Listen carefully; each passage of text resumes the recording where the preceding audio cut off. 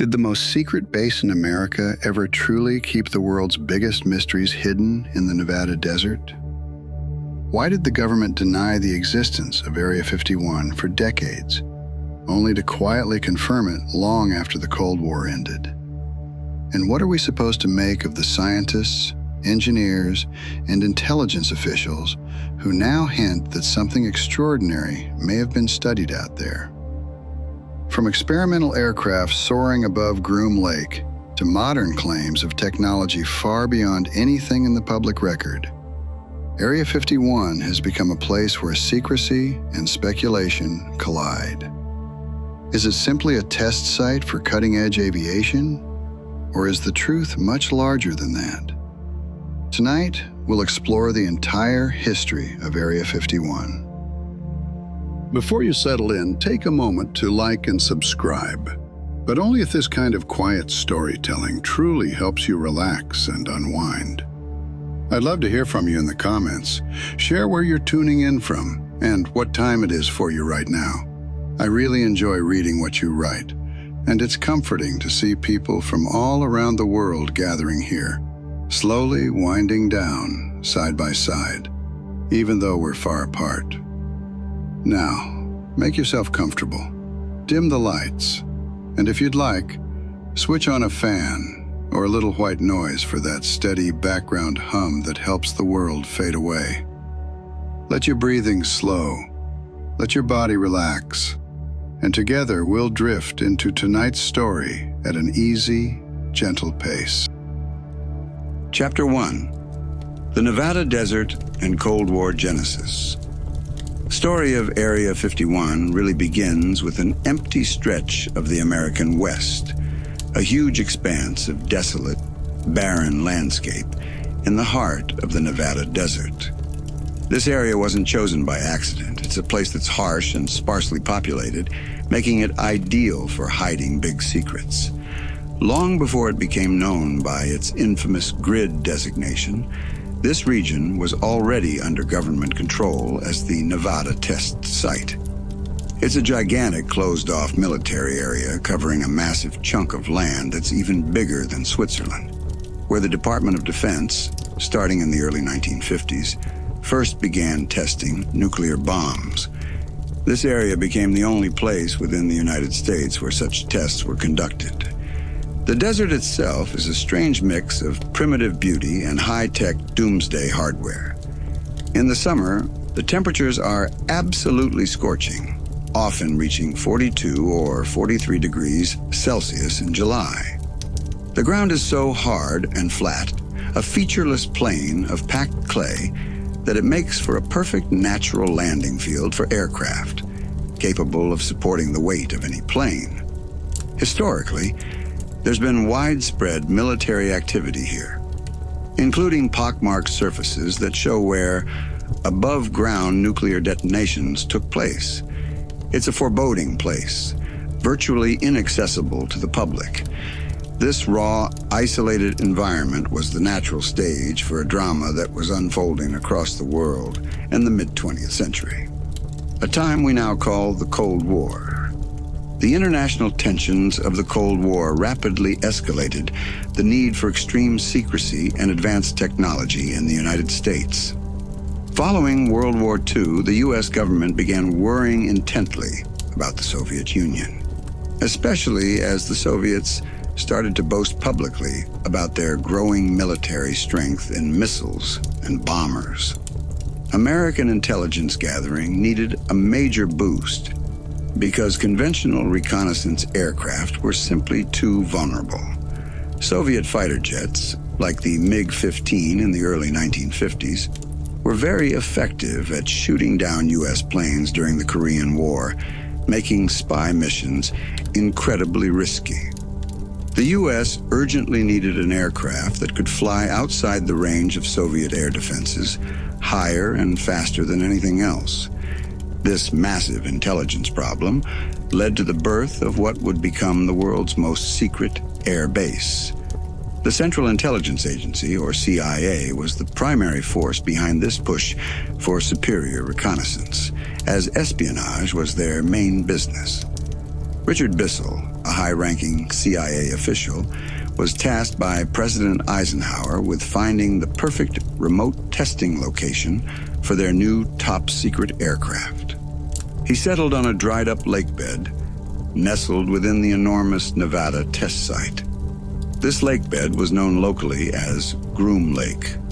Choosing Groom Lake was a smart strategic move because the land surrounding it was already considered a secured, highly classified territory due to the nuclear testing happening nearby. The entire Nevada test site region was organized into small, numbered sectors, with the newly selected site on the edge of the range being designated Area 51, based on a simple grid reference found on an Atomic Energy Commission map. The time was 1955, and the project getting underway was codenamed AQUATONE. AQUATONE was the code name for the creation and testing of the revolutionary U-2 spy plane. This aircraft was a marvel of its time, designed to spy over the Soviet Union from an altitude unreachable by Soviet air defenses. To get this project running, the CIA needed Lockheed, the aerospace giant, to test the plane in absolute secrecy. Construction began quickly in 1955. Initially, Area 51 was rudimentary.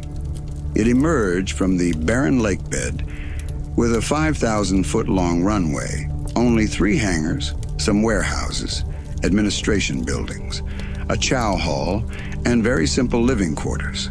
Essentially, a trailer park for the workers. This place was also referred to by employees as Groom Lake, or the ranch. The base's air traffic control tower used the code name Dreamland. The security measures surrounding the base were incredibly tight right from the start. Everyone working there, from pilots to service personnel, was subject to intense scrutiny, including background checks, and they all had to sign strict non-disclosure agreements. Work was divided among several departments that did not intersect, and workers only knew the narrow information needed for their specific tasks. The people who worked on the U-2 project lived off base, often flying in every workday on unmarked planes from Las Vegas's McCarran Airport. Their families, who often lived in neighboring California, had no idea what their relatives were actually doing. One engineer later recalled that his wife and children believed he was just repairing televisions. To protect the U-2 project and its real purpose, the CIA established a clear cover story. They stated publicly that the high-flying U-2 aircraft were flying weather observation missions out of a fictional location called Watertown Strip, Nevada.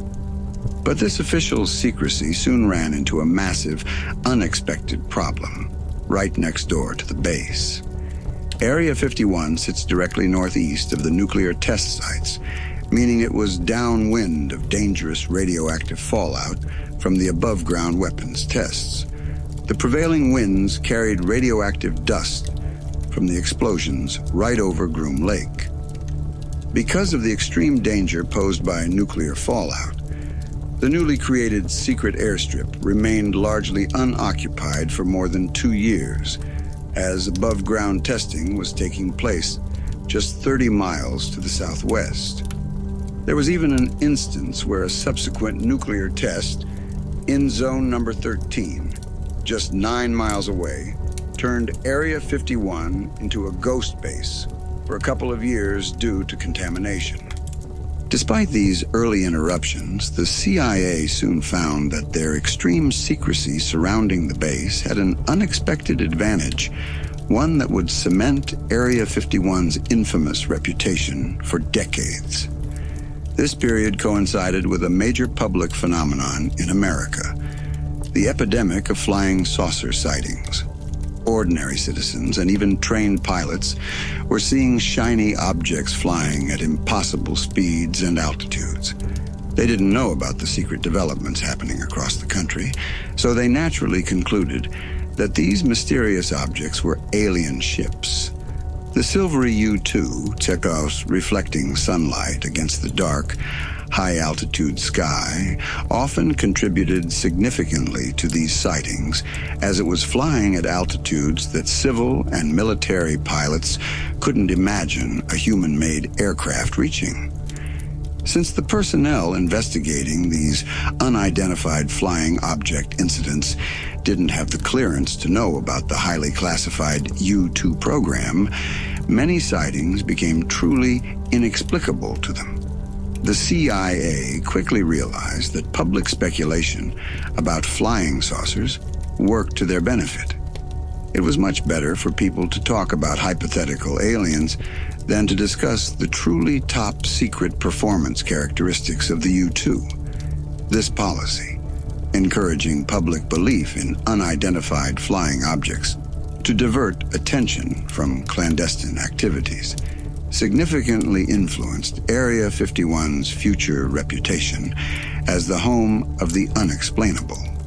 The base itself, unacknowledged and shrouded in rumor, was perfectly placed to become the center of this burgeoning conspiracy culture. The U-2 began flying covert reconnaissance missions over the Soviet Union, but the cat and mouse game couldn't last forever. The CIA knew that Soviet surface-to-air missile technology was rapidly catching up to the point where it could shoot down a high-flying plane like the U-2. An aircraft that relied solely on a high altitude for protection wasn't safe anymore. That's why the CIA started Project Rainbow, an attempt to camouflage the U-2 by applying a layer of radar-absorbent material to its fuselage.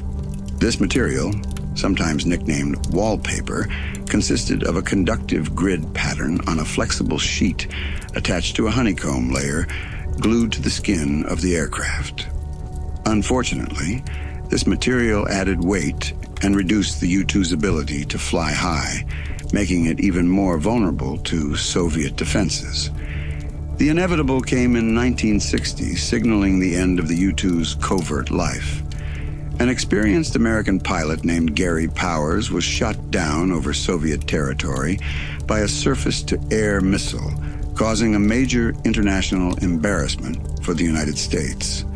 The CIA, having assured President Eisenhower that no pilot could survive such a crash, was forced to stick to its cover story that the downed plane was a civilian aircraft conducting weather research. Powers, however, knew his training had taken place at Area 51, but during his interrogation by the Soviets, he provided the planned disinformation location, Watertown Base. NASA issued a press release to the American public with the same cover story. The downing of the U-2 proved one thing: the aircraft was no longer invulnerable to Soviet defense systems. By the early 1960s, the Cold War arms race, especially in nuclear and missile technology, was reaching new, terrifying heights. The U.S. urgently needed a replacement aircraft that was much faster, could fly higher, and was even less detectable than the U-2. The CIA realized that the U-2 project at Area 51 was winding down. But the secret base at Groom Lake, that quiet, desolate area that the government officially disavowed, was about to enter a completely new phase, one that would redefine the meaning of classified aviation technology. It needed a successor, and the CIA had already started looking for an aircraft that incorporated stealth capabilities engineered into it right from the beginning. Chapter 2: Project AQUATONE and the U-2 spy plane. The genesis of Area 51, the secret base that has captured the American imagination, is inextricably linked to the intense, nerve-wracking pressure cooker of the Cold War. In the mid-1950s, the international atmosphere wasn't just tense, it was thick with fear and uncertainty. The United States government, emerging from World War II, started worrying intensely about the growing military strength of the Soviet Union. The Soviets were publicly bragging about their advancements, especially concerning their missiles and bombers. And that definitely got the attention of our government. The primary problem facing the U.S. was a massive intelligence gap. They needed to know what the Soviet Union was actually building and where they were building it. Conventional reconnaissance planes, the ones they were using at the time, were simply too vulnerable. During conflicts like the Korean War, Soviet fighter jets, such as the MiG-15, were proving incredibly effective at shooting down U.S. spy planes. Sending spy missions over enemy lines using conventional aircraft was just too risky, often leading to huge losses of pilots and highly sensitive equipment.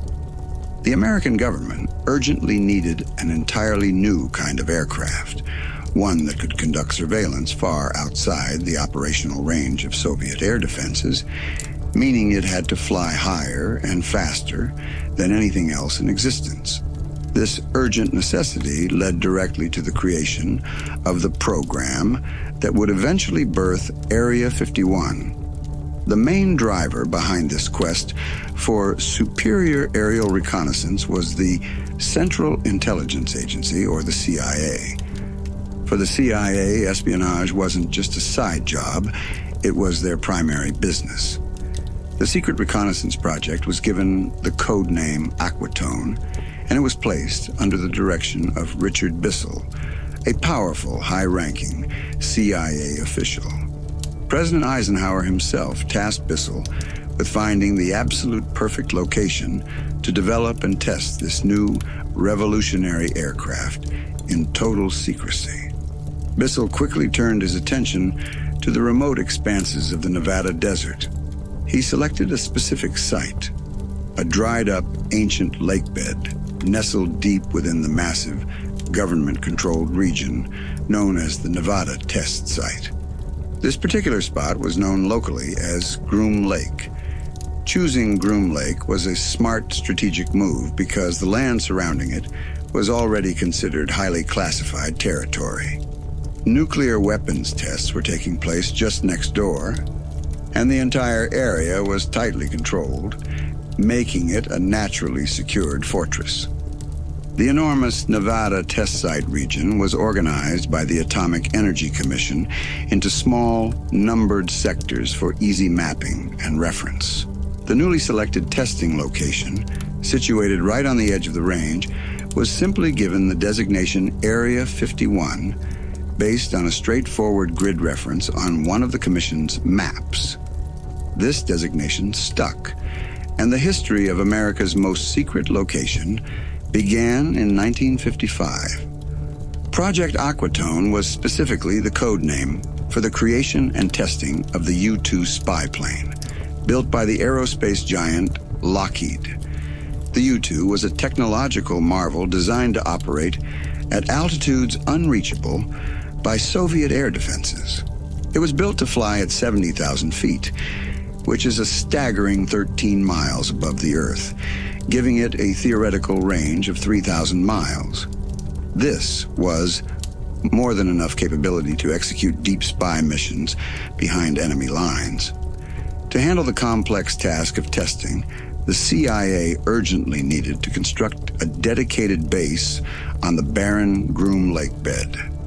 Construction started swiftly in 1955, but the initial facility was extremely rudimentary. The base that emerged from the primordial lake bed was simple and highly functional for its single purpose. It began with just a 5,000-foot-long runway laid out on the flat, hard-packed clay of the lake bed, which was strong enough to support the weight of any aircraft. Alongside this, workers built only 3 hangars, a few warehouses, basic administrative offices, a communal dining hall known as a chow hall, and very simple living quarters, which amounted to essentially a trailer park for the personnel. Employees often referred to the entire operation simply as Groom Lake or the Ranch, and the air traffic control tower used the simple code name Dreamland. Absolute secrecy was fundamental to the project's success, and tight security measures were in place from the very first day. Everyone selected to work at Area 51 from the top test pilots down to the maintenance staff, underwent intense scrutiny, including comprehensive background checks, and they all had to sign incredibly strict non-disclosure agreements. The work itself was highly compartmentalized. Specialized groups worked only on the narrow information needed for their specific tasks, and different departments rarely, if ever, intersected. Only a tiny circle of leaders had the full, overall picture of the operation. To maintain this impenetrable level of secrecy, the CIA developed elaborate logistical routines and cover stories. Most personnel working on the U-2 project lived off base, often in neighboring California, with their families having no idea about the true nature of their work. They would fly in every workday on unmarked planes, known as Janet flights, that departed from Las Vegas's McCarran Airport. One engineer later recounted that his wife and children firmly believed he was just a technician repairing televisions. Publicly, the CIA concocted a detailed cover story to protect the U-2 and its actual mission. They announced that the high-flying U-2 aircraft were flying civilian weather observation missions out of a completely fictional location they called Watertown Strip, Nevada. This disinformation was carefully designed to be the public's explanation for any strange high-altitude aircraft sightings. However, the secret base's location, though strategically remote, soon ran into a massive, unexpected problem: its proximity to the nuclear testing grounds. Area 51 sat directly northeast of the active nuclear test sites, meaning it was situated downwind of dangerous radioactive fallout from the above-ground weapons tests that were still taking place. The prevailing winds carried radioactive dust from the explosions right over Groom Lake. Because of the extreme danger posed by this nuclear fallout and subsequent contamination, the newly created secret airstrip remained largely unoccupied and unusable for more than 2 years, hindering Project AQUATONE's early progress. Despite these interruptions and inherent dangers, the extreme secrecy surrounding the base provided the CIA with an unexpected advantage, one that profoundly shaped the base's future: identity and infamous reputation. The mid-1950s coincided precisely with a major public phenomenon: the epidemic of flying saucer sightings across America. Ordinary citizens and even trained pilots were reporting shiny, fast objects flying at impossible altitudes. Since they weren't cleared to know about the highly classified U-2 program, they naturally concluded that these mysterious objects must be alien ships. The silvery U-2, which wasn't initially painted in a dark color, reflected sunlight brilliantly against the dark, high-altitude sky, often leading directly to these UFO reports.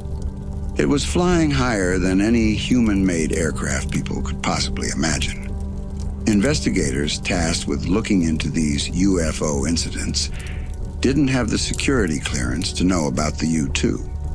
Therefore, to them, many sightings were truly inexplicable. The CIA quickly realized that this public speculation about flying saucers worked perfectly to their benefit.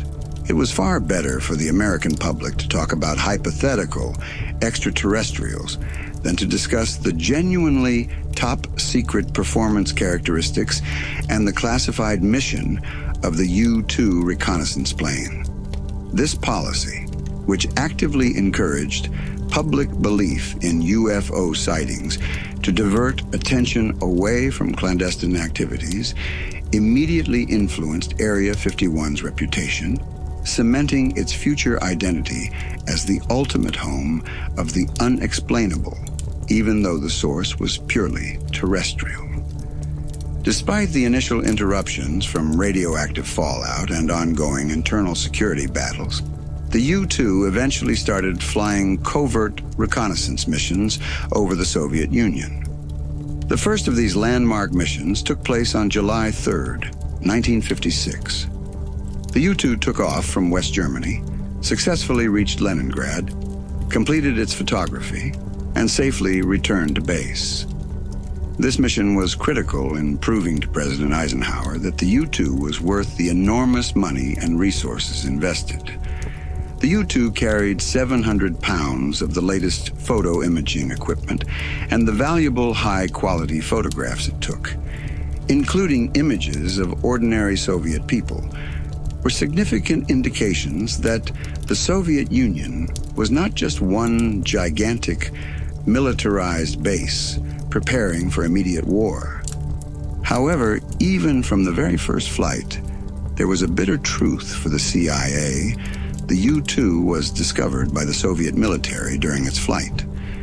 While Soviet MiGs dispatched for interception failed to engage, and the early surface-to-air missiles proved ineffective, the Soviet leadership was aware of the American reconnaissance aircraft. This knowledge meant the cat and mouse game couldn't last forever.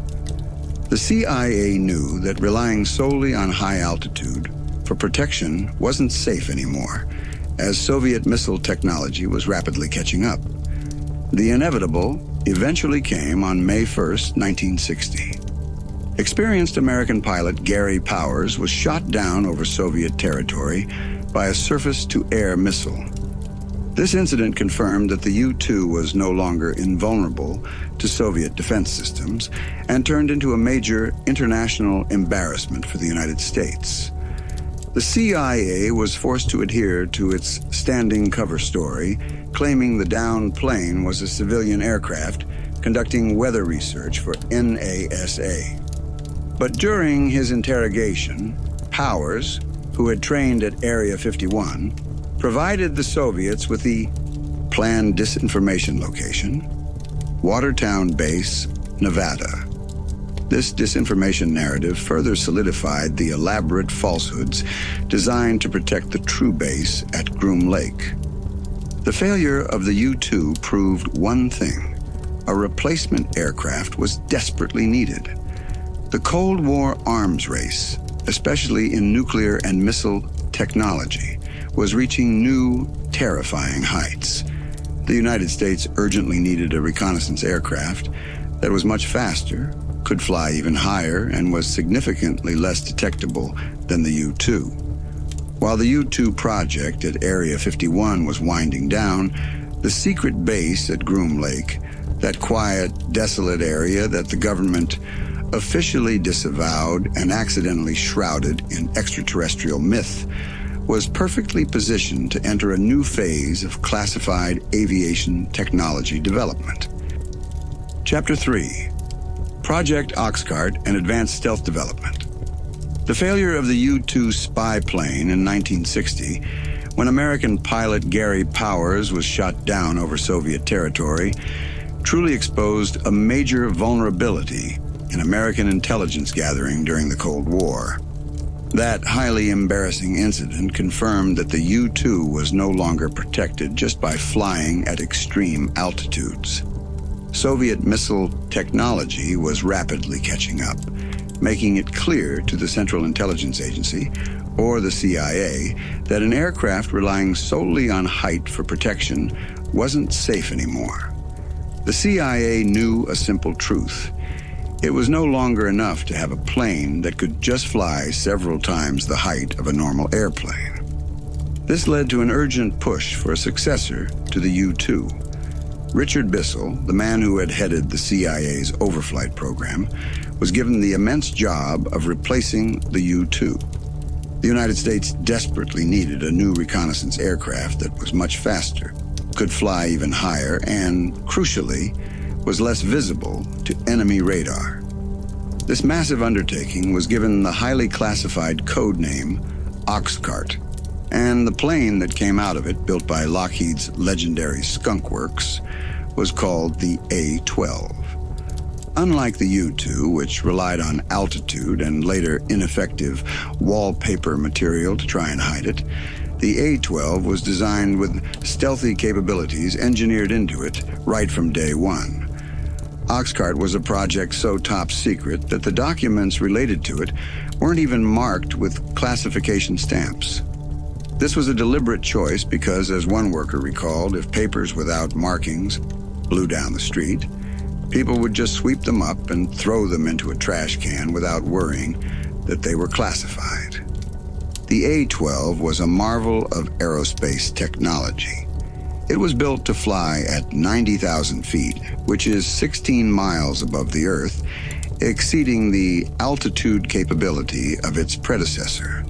It was designed to fly faster than a speeding bullet, hitting speeds in excess of Mach 3, meaning 3 times the speed of sound. At that velocity, it could theoretically cross the distance from New York to Paris in just about an hour and a half.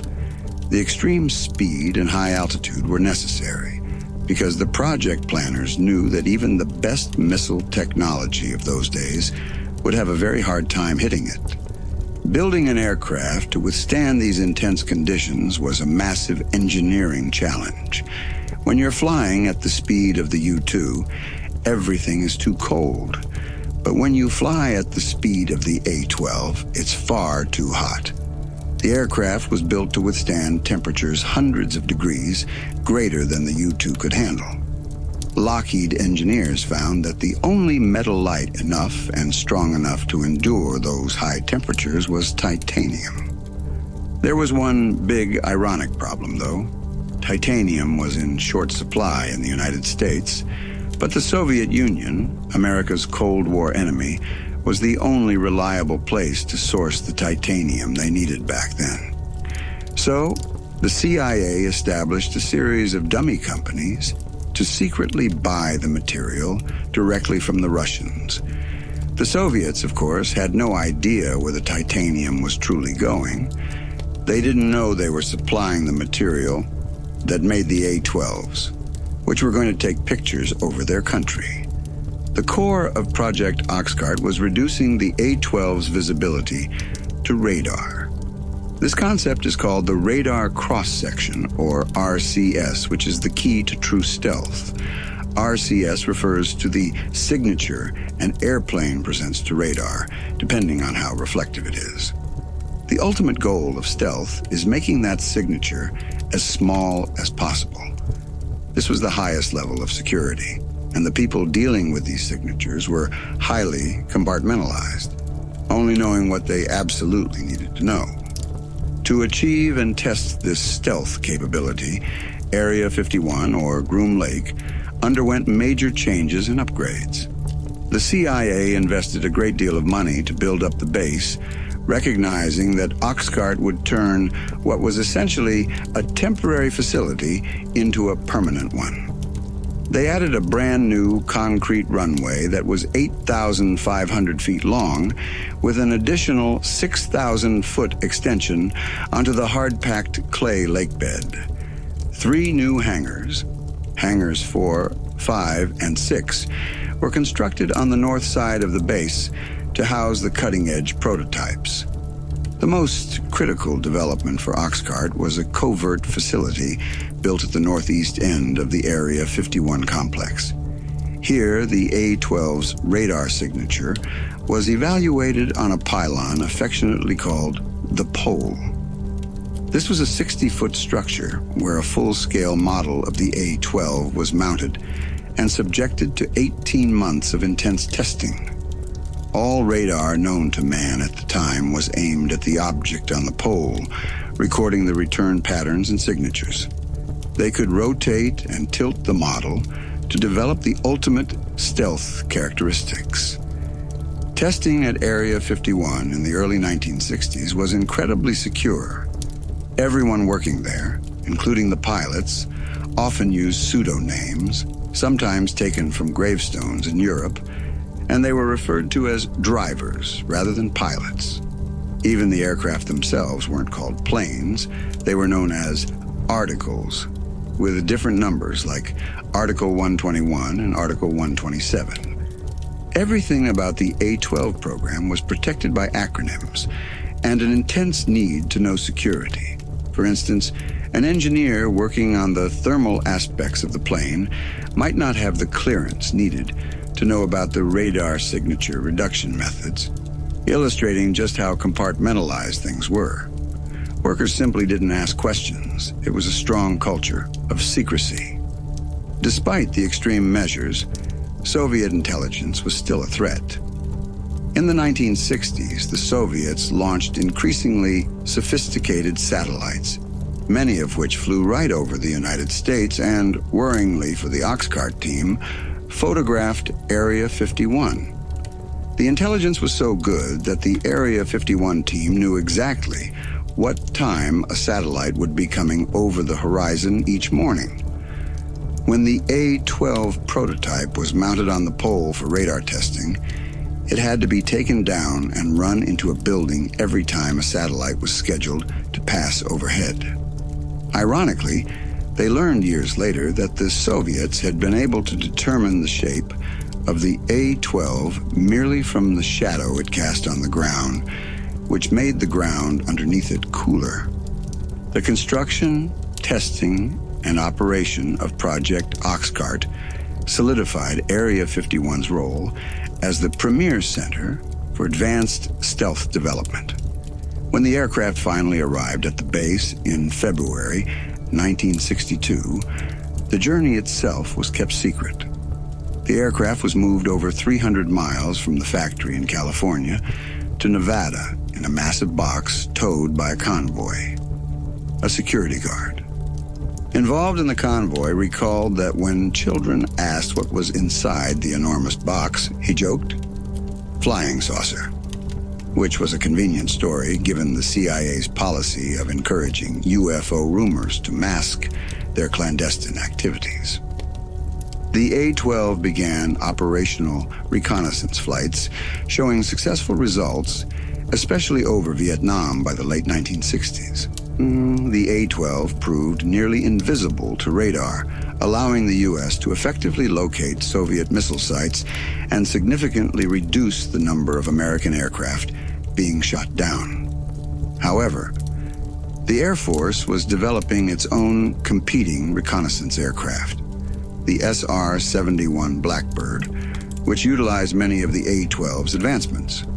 Given the cost, the time for the A-12 was winding down, setting the stage for Area 51 to shift its focus entirely towards the next generation of stealth technology and solidifying its identity as a technological laboratory dedicated to exploiting and developing enemy and future-forward aircraft. Chapter 4, Area 51 as a Technological Laboratory and Threat Exploitation. As Project OXCART moved forward, Area 51, or Groom Lake, underwent a profound transformation.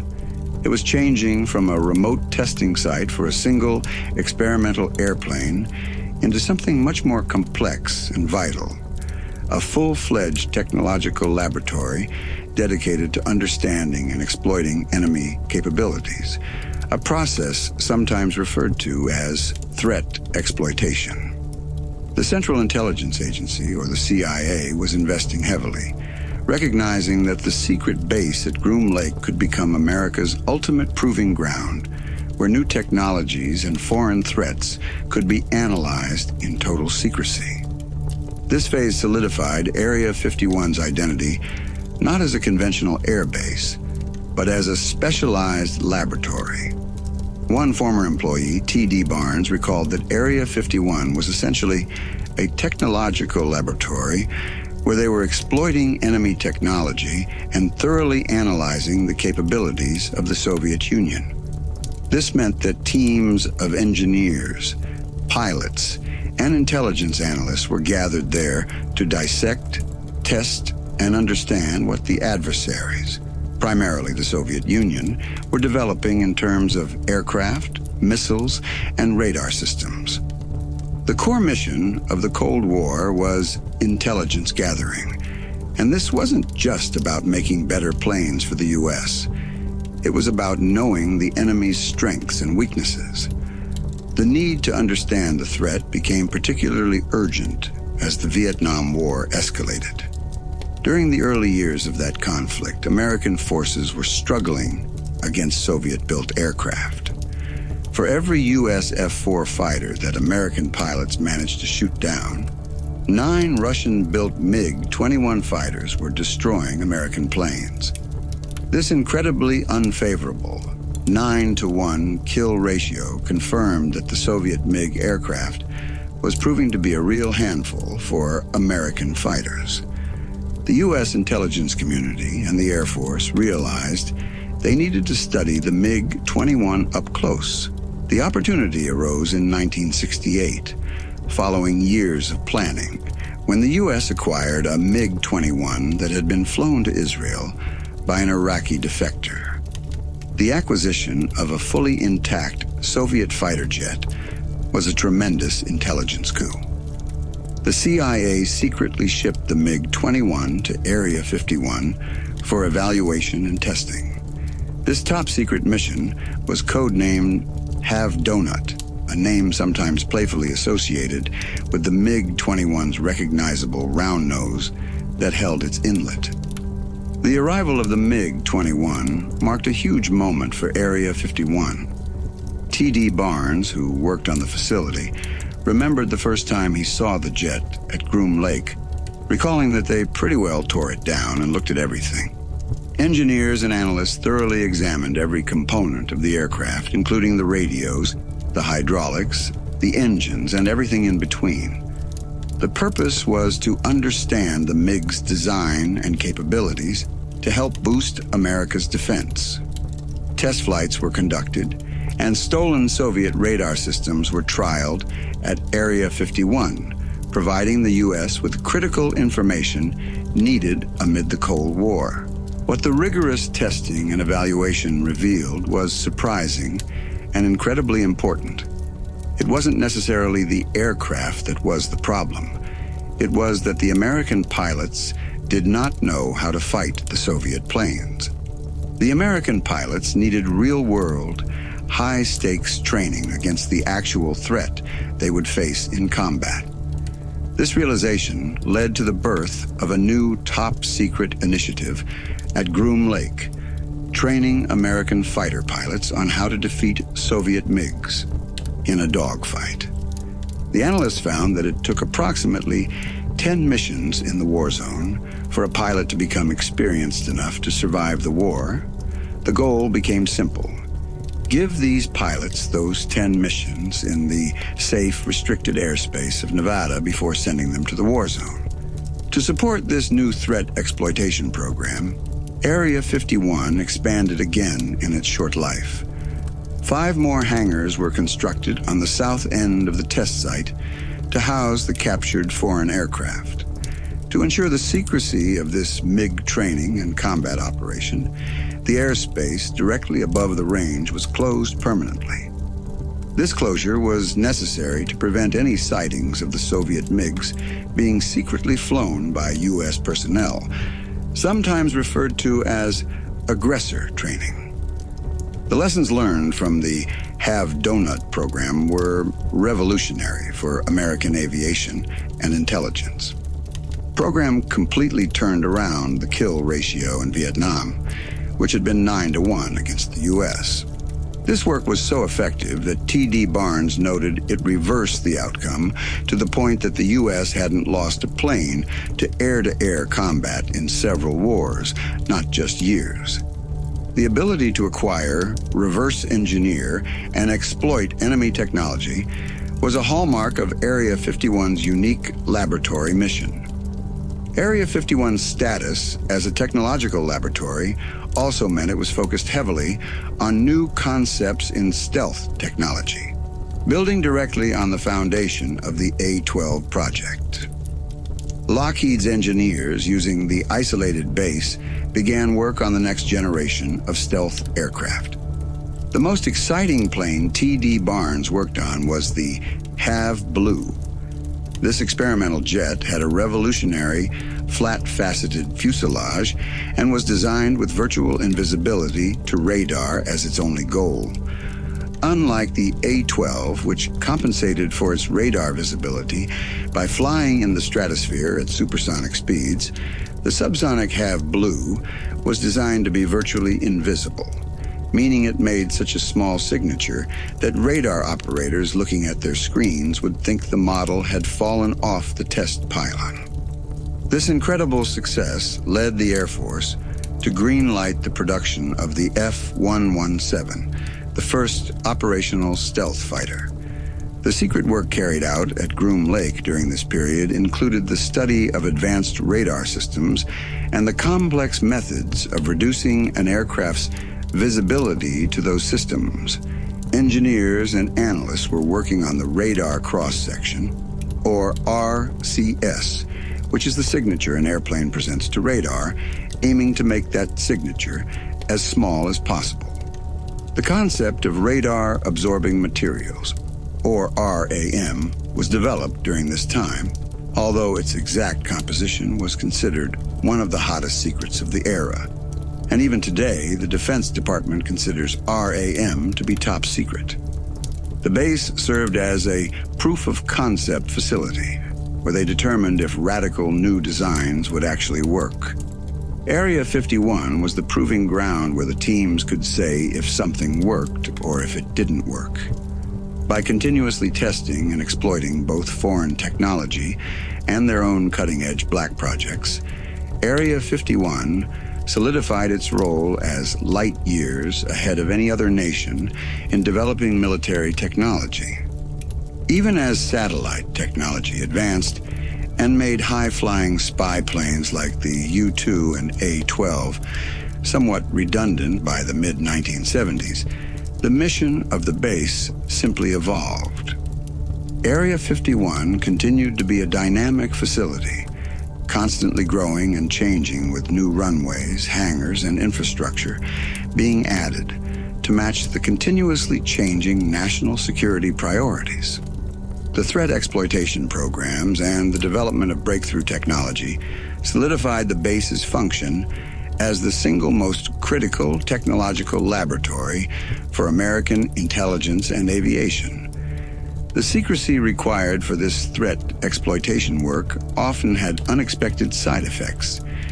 Because the development of high-altitude spy planes often coincided with waves of UFO sightings, the CIA realized that public speculation about flying saucers provided the perfect cover for their top-secret programs.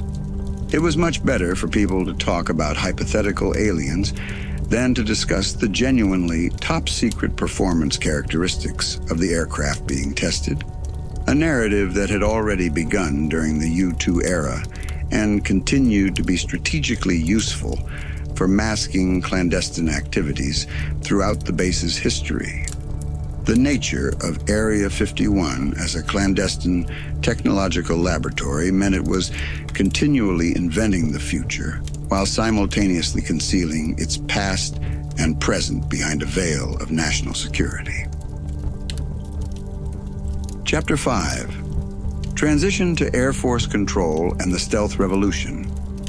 The secret history of Area 51, or Groom Lake, underwent a massive shift in the mid-1970s, marking the end of the Central Intelligence Agency's full control over the base and ushering in a new era dominated by the United States Air Force and the pursuit of true invisibility, the stealth revolution. This transition occurred around 1978, and it was a huge moment in the life of Area 51, moving the facility from the intelligence community to the Department of Defense. This change of command introduced one of the most significant advancements in military technology ever achieved. By the mid-1970s, the spy plane era that had initially defined Area 51 was winding down. Advancements in satellite technology were making high-flying, manned spy planes like the U-2 and the A-12 somewhat redundant. The CIA's projects were concluding at the test site, opening the door for the Air Force to take over management of the entire facility. This allowed Area 51 to enter its next highly classified phase, one that focused entirely on achieving practical radar invisibility. When the Air Force took control of Area 51 in 1978, It was right in the middle of arguably the most highly classified project ever to pass through the test site. This was the secretive development of the Have Blue experimental jet and its operational successor, the F-117 stealth fighter. This program was so vital to national security that the level of secrecy surrounding it was considered to be comparable to, or even exceeding, that of the Manhattan Project, which was the effort to develop the atomic bomb. Stealth was absolutely vital to the future of military technology. The core challenge was to design an aircraft that couldn't be detected by enemy radar systems. The Air Force had already learned from the previous A-12 project that simply flying high and fast wasn't enough to guarantee protection, though speed and altitude were helpful. The new approach was to radically reduce the aircraft's radar cross-section, or RCS, the signature an airplane presents to radar, making that signature as small as possible. This was the fundamental key to stealth. Lockheed's Skunk Works team, the same legendary engineers who created the U-2 and the A-12, were responsible for this breakthrough. They designed the Have Blue, a prototype with a revolutionary flat-faceted fuselage. Its design looked like nothing seen before in American aviation, looking like something we'd never seen before in our lives, according to former employee Thornton T.D. Barnes. This experimental jet had one singular goal: virtual invisibility to radar. Unlike the A-12, which compensated for its radar visibility by flying in the stratosphere at supersonic speeds, the Have Blue was a subsonic jet, meaning it was designed to fly slower than the speed of sound but be virtually invisible. When the Have Blue underwent its radar tests at Area 51, the results were astonishing.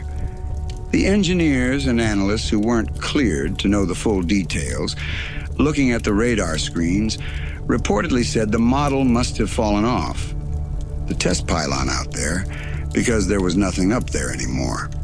The plane, though 38 feet long with a 22-foot wingspan, was designed to have the radar signature of a small shotgun pellet or perhaps maybe a small bird. The success of the Have Blue project, despite its relatively small size, led the U.S. Air Force to quickly green-light the production of a full operational aircraft, which became the F-117 stealth bomber. The creation of the world's first aircraft, virtually invisible to radar, hinged on the use and development of a new concept: radar-absorbing materials, or RAM. RAM, as the name suggests, is a class of materials used to disguise a vehicle or structure from radar detection. While the general concept of RAM is not classified, its exact composition was, and still is, one of the hottest secrets of the era, considered top secret by the Defense Department today. Experts believe the F-117's RAM consisted of sheets of material about the thickness of linoleum and a paint containing tiny spheres coated with iron ferrite that would vibrate when hit by radar waves, absorbing or deflecting the signal instead of reflecting it back. Area 51's new mission also included continued threat exploitation, building on the success of the MiG evaluation programs of the late 1960s. The lessons learned from the Have Donut program, which involved dissecting and flying captured Soviet MiG-21 fighters, were revolutionary. This program dramatically reversed the unfavorable 9-to-1 kill ratio against the U.S. in the Vietnam War. T.D. Barnes noted that this work reversed the outcome to the point that the U.S. hadn't lost a plane to air-to-air combat in several wars, not just years. Area 51 served as a proof-of-concept facility, allowing the Air Force to say if a design would work or if it would not work. The continuing classified programs at Groom Lake, especially those involving RAM, led to significant and serious controversy. The intense secrecy surrounding the program had a darker side related to employee health and safety. Fred Dunham, a former Area 51 security guard, claimed that he developed chronic obstructive pulmonary disease after overseeing the disposal of barrels of RAM in open burn pits at the base in the mid-1980s. He claimed the drums contained carbon fiber resin and sealants that were highly hazardous when burned. Dunham asserted that these burn pits, which may have numbered as many as 6 or 7, were located just west of the South Gate control point, within 300 yards of the base population. He described the soot and fumes in the air as unbelievable, like someone had burned a bunch of rubber tires. The burns often lasted 24 hours and happened twice a week for 3 years. Dunham, a non-smoker, later had doctors tell him his lungs looked like those of an 80-year-old man who had smoked 4 packs of cigarettes every day. When Dunham and others brought a case against the state for medical compensation, the case was rejected. President Clinton signed a determination that excluded Groom Lake from any investigation on national security grounds, demonstrating the immense continuing power of secrecy surrounding the base. The transition to Air Force control and the stealth revolution solidified Area 51's existence as a permanent, dynamic facility. Aerial and satellite photographs taken over the years show the continuous growth and change, with new runways, hangars, and infrastructure constantly being added to align with national security priorities. Area 51 had developed all of America's stealth technologies, from the early A-12 to the modern era, testing every U.S. stealth aircraft in one way or another, including the B-2 advanced cruise missile systems, the Raptor, and modern drones. Despite the fact that information on early projects like the U-2 and A-12 was eventually declassified, almost everything that occurred in Area 51, starting from the 1980s, the heart of the stealth revolution, remains top secret. The base's technological superiority continues to be seen as vital. As T.D. Barnes put it, Area 51 is light years ahead of any other nation in the technology developed there, and that dedication continues because it's the only way America can remain superior, free, and safe. The continuing secret work meant that Area 51 was constantly inventing the future, with many other projects, both manned and unmanned, that we may not hear about for decades. The base remained and remains a critical proof-of-concept facility, firmly established as the home of the nation's most secret aeronautical technology. Chapter 6. Official Acknowledgment and Continuing Classified Programs. The true story of Area 51, a secret so closely guarded for decades, eventually began its slow journey toward official acknowledgement and public visibility, though that process took nearly 60 years. For much of its history, the base, located deep in the Nevada desert, remained unacknowledged and officially disavowed by the United States government. It was an enormous clandestine base, and its very existence was a riddle wrapped in a mystery inside an enigma, as Winston Churchill once described Russia, a phrase that also aptly describes Area 51. For many years, the government refused to even admit that Area 51 existed. Officials in the United States didn't even publicly utter the phrase Area 51 for nearly 50 years. This intense level of official denial only fueled the public's fascination and the belief that the government was hiding something massive. The official silence started to break in August of 2013 when the Central Intelligence Agency, or CIA, finally admitted that this place was real. The declassification of CIA documents, along with journalistic investigations and interviews with former employees, provided definitive proof that Area 51 existed. It was in that very year, 2013, that President Barack Obama publicly uttered the phrase Area 51, noting that he believed he was the first president to ever publicly mention it.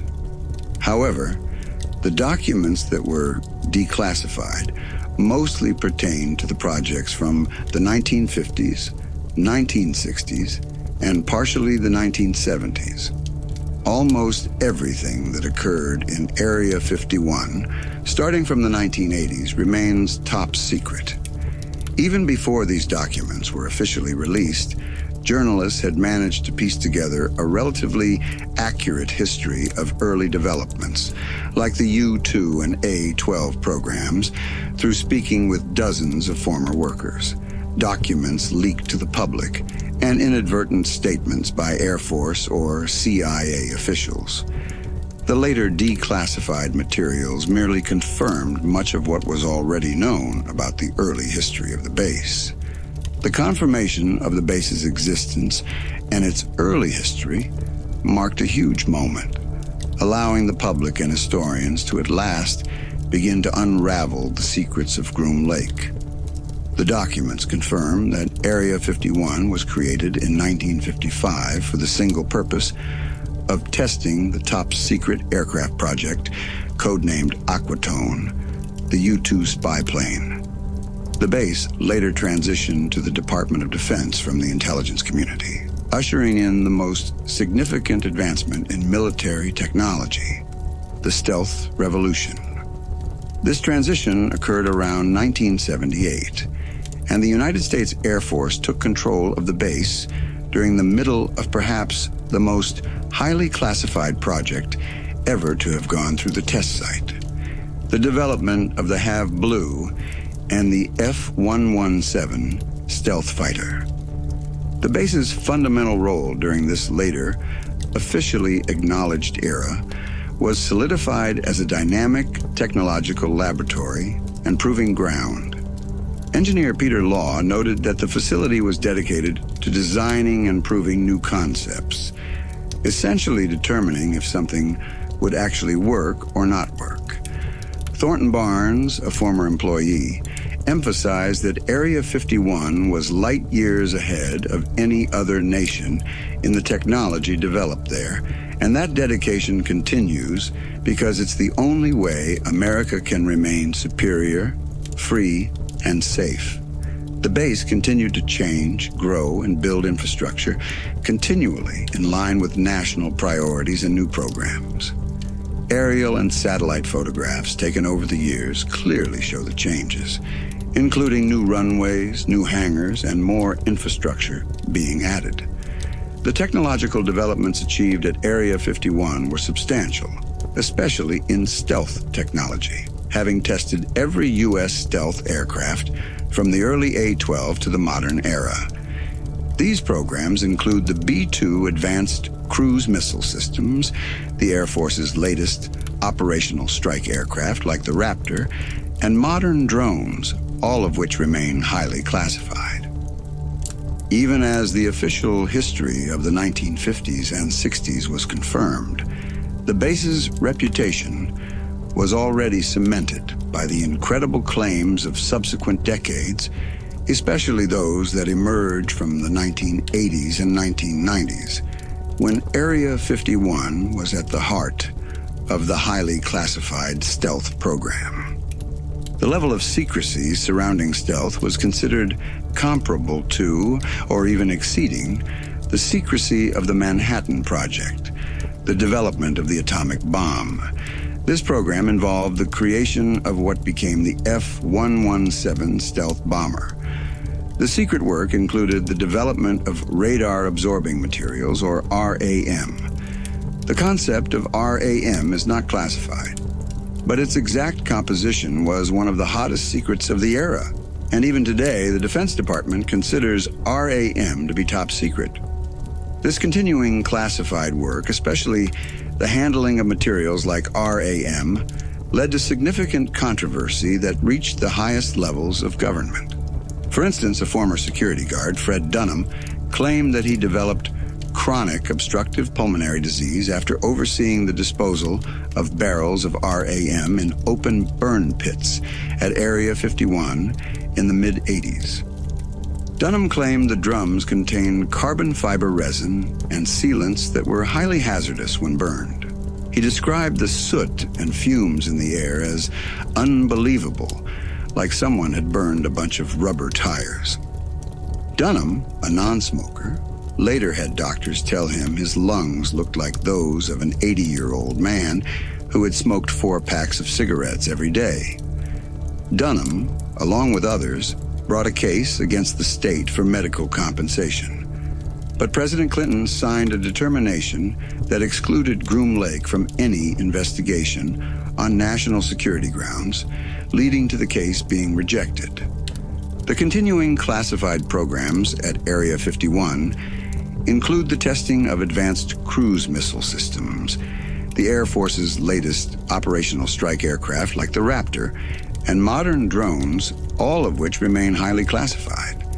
Former officials believe that many other projects, both manned and unmanned, may not be heard about for decades. Area 51 remains a critical proof-of-concept facility, allowing the Air Force to say if a design will work or if it will not work. For those who worked on these programs, the need for secrecy and the development of breakthrough technology remains as vital as ever.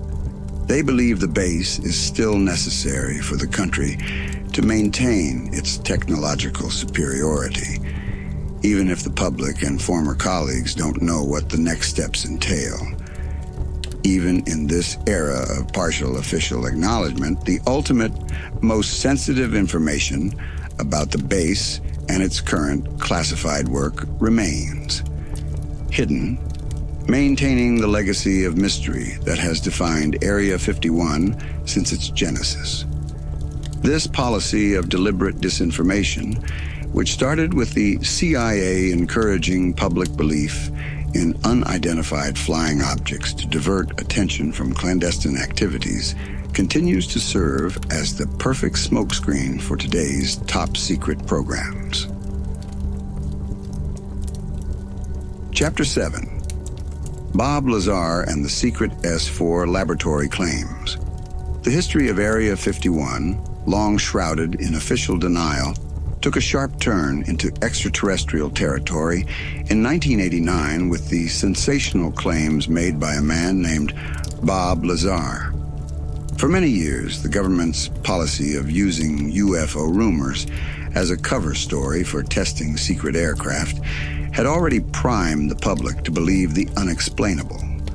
However, Bob Lazar's story was highly specific, highly limited, and incredibly detailed, focusing only on what he claimed to have experienced firsthand.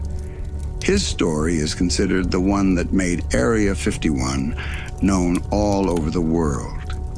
In late 1988 and early 1989, Bob Lazar claimed he was hired to work on propulsion systems for extraterrestrial vehicles for the United States government.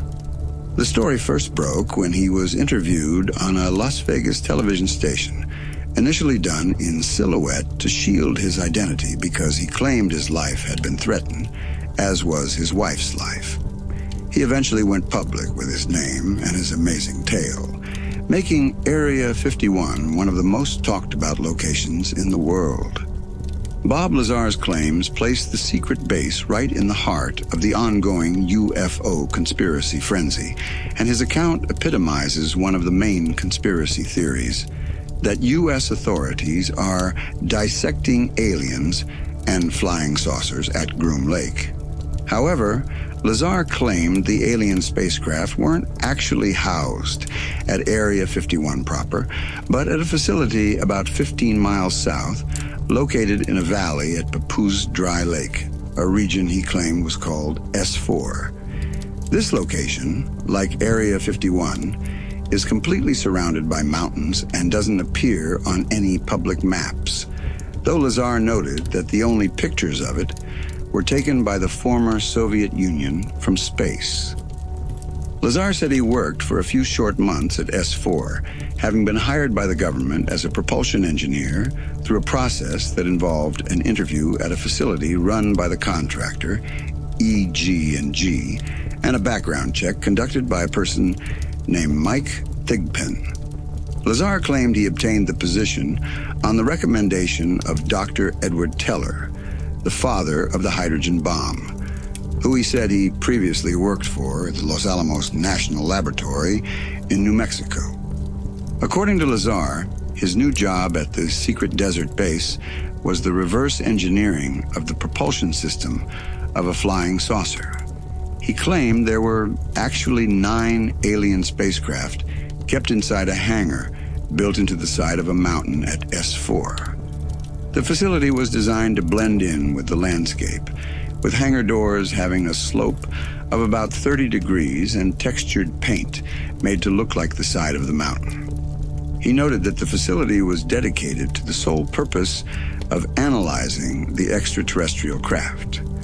Lazar stated that he only got hands-on experience with one of the craft, which he termed the sport model. But he saw the others, and they were all different shapes. He described his craft as a very bare-bones thing, completely one color, a dark, pewter shade, with no right angles anywhere, as if it had been fashioned out of wax and then heated, so everything melted and fused together.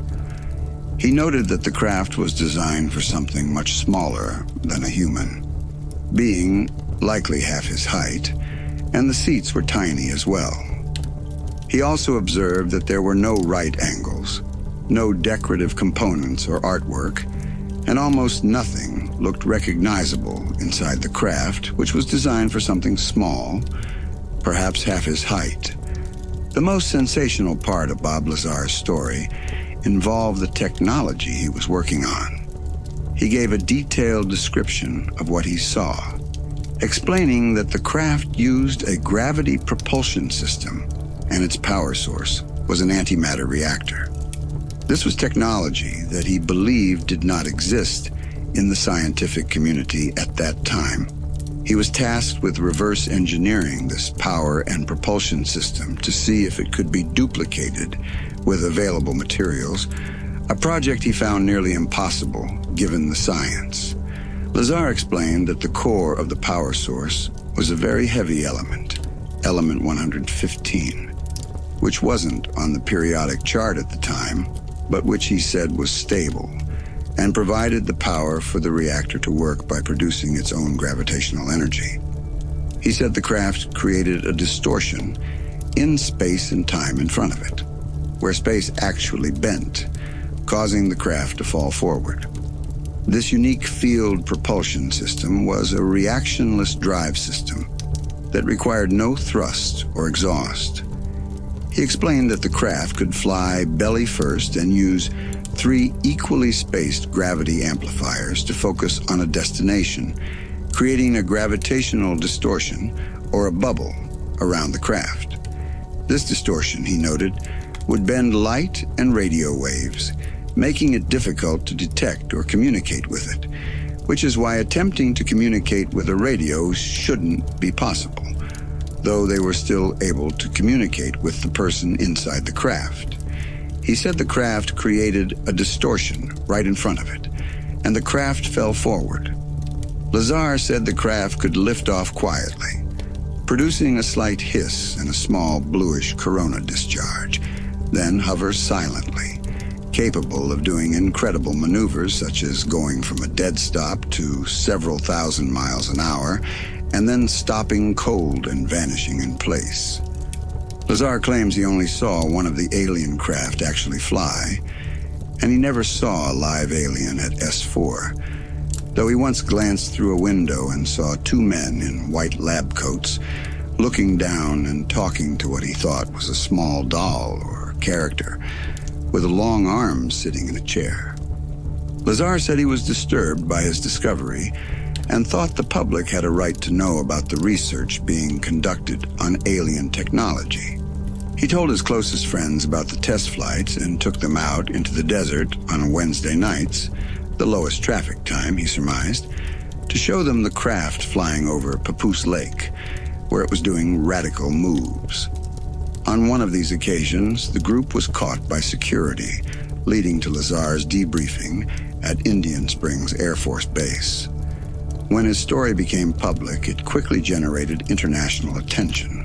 However, Lazar's claims were met with immense skepticism, and unpleasant details of his biography soon emerged.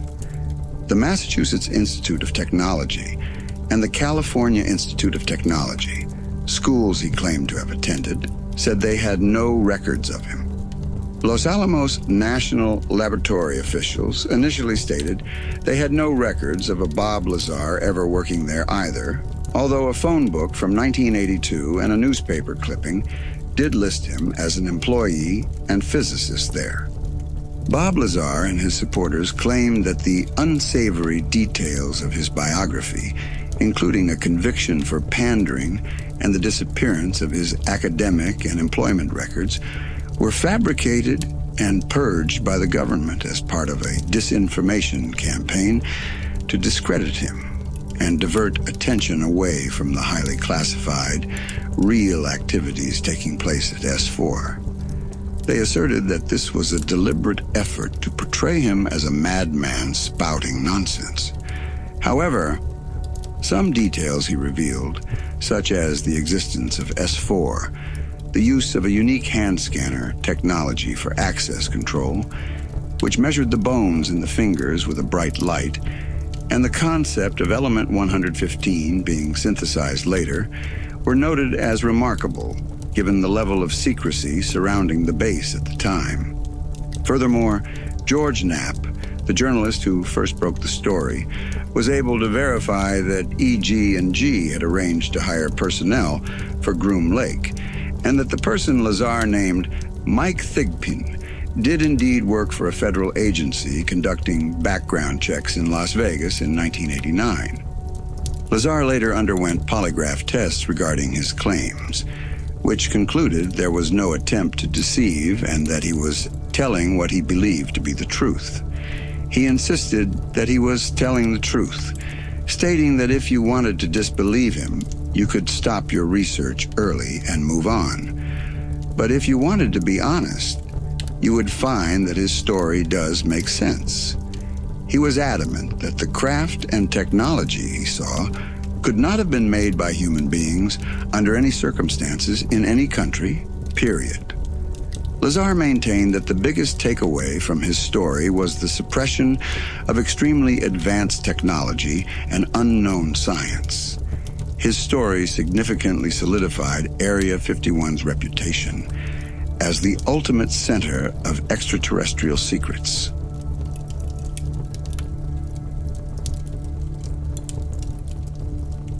Chapter 8: Gravity Wave Mechanics and Unknown Fuel Sources. The most extraordinary claims about Area 51, claims that go far beyond secret airplanes and stealth technology, revolve around the physics of the impossible. Specifically, gravity wave mechanics and unknown fuel sources that are said to power vehicles not of this world.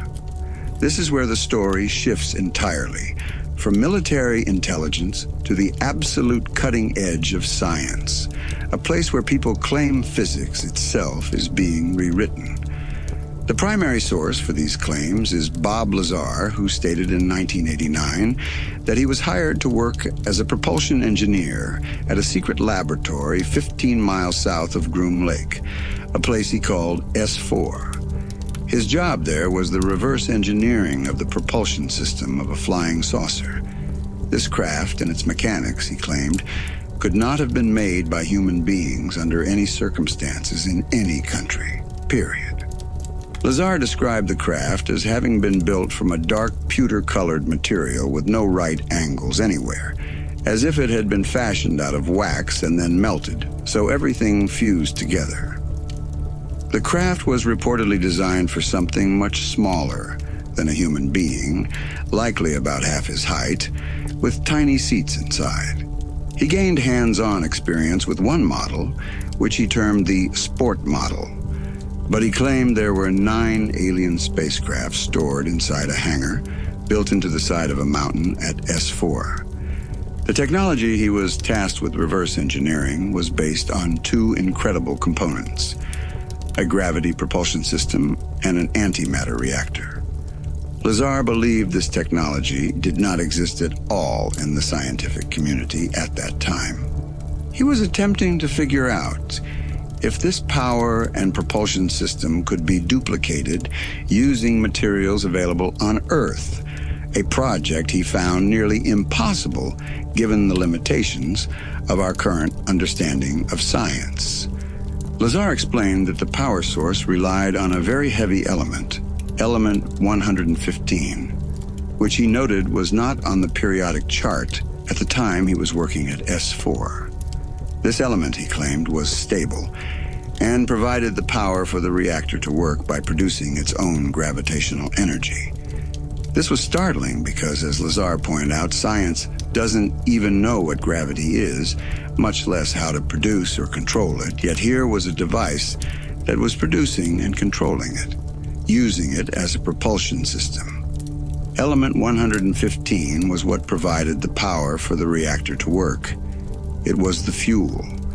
The reactor itself, which Lazar got hands-on experience with, was a small, hemisphere-shaped device on a metal plate, roughly the size of a basketball. When running, it produced a gravitational field of its own.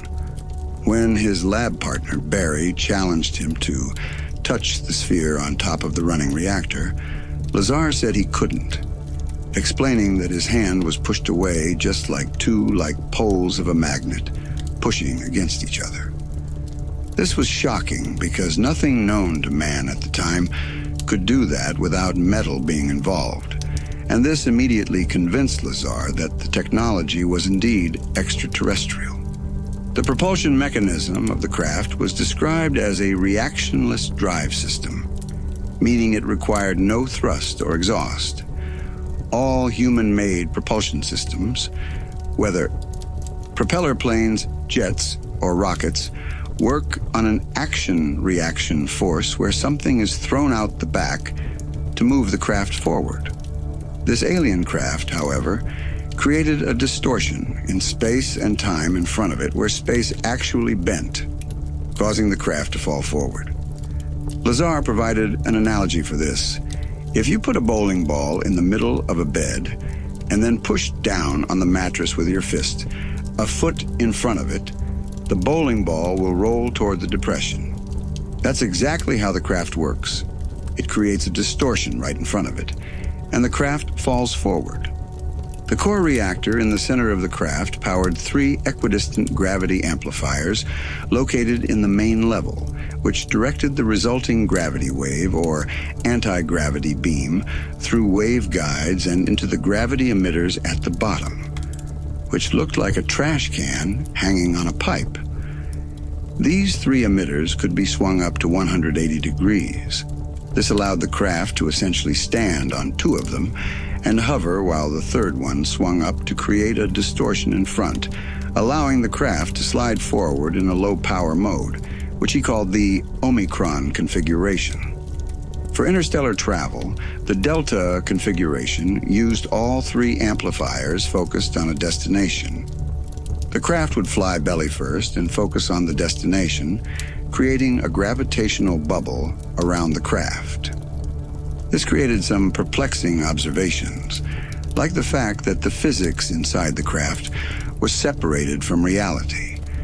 Since the craft was encased in its own gravitational envelope, inertia would not affect it, meaning those inside would not feel the crushing forces associated with rapid acceleration or stopping. Furthermore, the light and radio waves would bend around this gravitational distortion or bubble, making it difficult to detect or communicate with. Despite this, Lazar witnessed a test flight where the pilot communicated with the ground team using a regular VHF radio, something he noted shouldn't have been possible. Lazar recalled seeing one of the alien craft fly quietly. It would lift off, producing only a slight hiss and a small bluish corona discharge, then hover silently. capable of going from a dead stop to several thousand miles an hour, and then stopping cold and vanishing in place.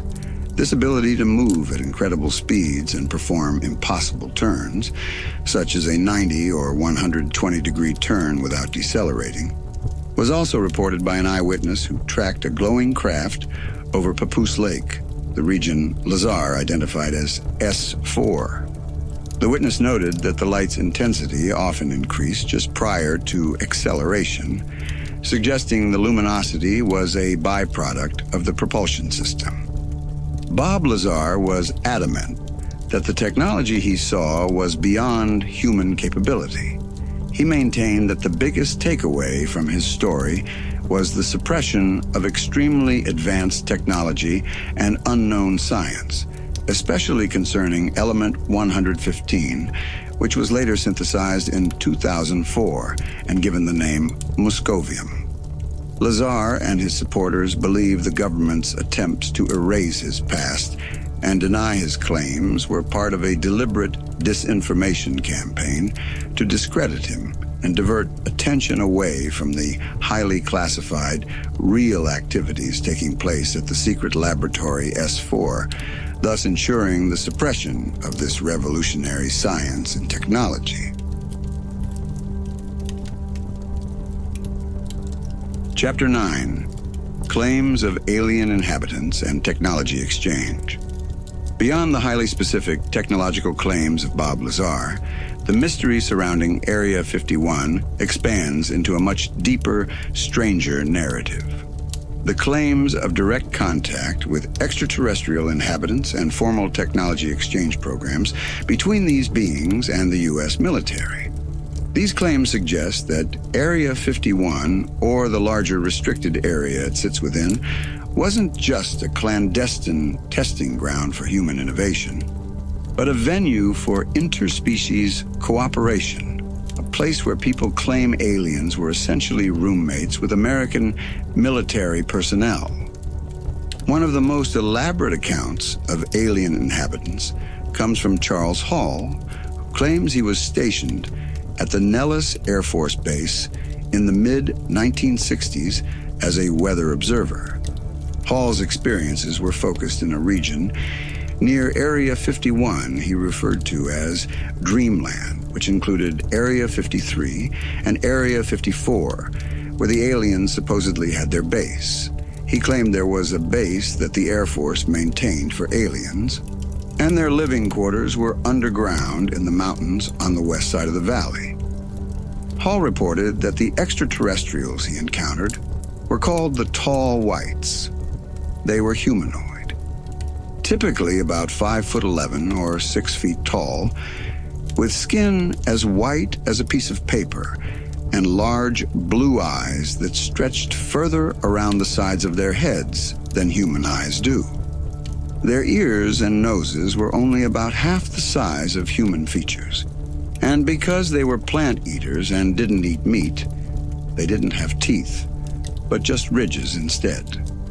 They were also very frail, with bones about half the size of ours, and an adult male might only weigh between 90 and 110 pounds, despite being the same height as a human. The Tall Whites were said to live much longer than humans, nearly 700 years. According to Hall, the aliens lived in family groups, including women and children, in underground quarters. There was a more or less permanent contingent of Tall Whites at the base who were experienced in dealing with humans and knew English. Every 2 weeks, however, when a deep spacecraft arrived, there would be a contingent of new arrivals, many of whom had never seen humans before. During the 2 weeks the spacecraft was in port, being refueled and repaired, experienced Tall Whites would take these new arrivals out to show them what humans were like, with Hall often serving as the test human, or Gorilla Charlie, as he joked. These alien visitors were said to be quite friendly, but also highly individualistic, much like interacting with people in a large city. Hall dealt with a range of personalities, from those who were like close friends to others, like an alien general he referred to as Galilee, who was truly frightening and gave orders that had to be obeyed without question. Hall claimed the tall whites wore suits at night that emitted a zone of fluorescent light and radioactive particles. These suits protected them and also allowed them to levitate, especially the children, who would often play with this ability. A crucial part of Hall's testimony involves technology exchange between the tall whites and the U.S. Air Force, conducted at the base. Hall stated that this was a negotiation where both sides mutually agreed that the exchange benefited their interests. For instance, the aliens might need spare radio equipment, and it was easier for them to simply buy a new radio from the Air Force. In return, the Air Force and Army could always use better radios, so radio communication technology was one area where transfer was common.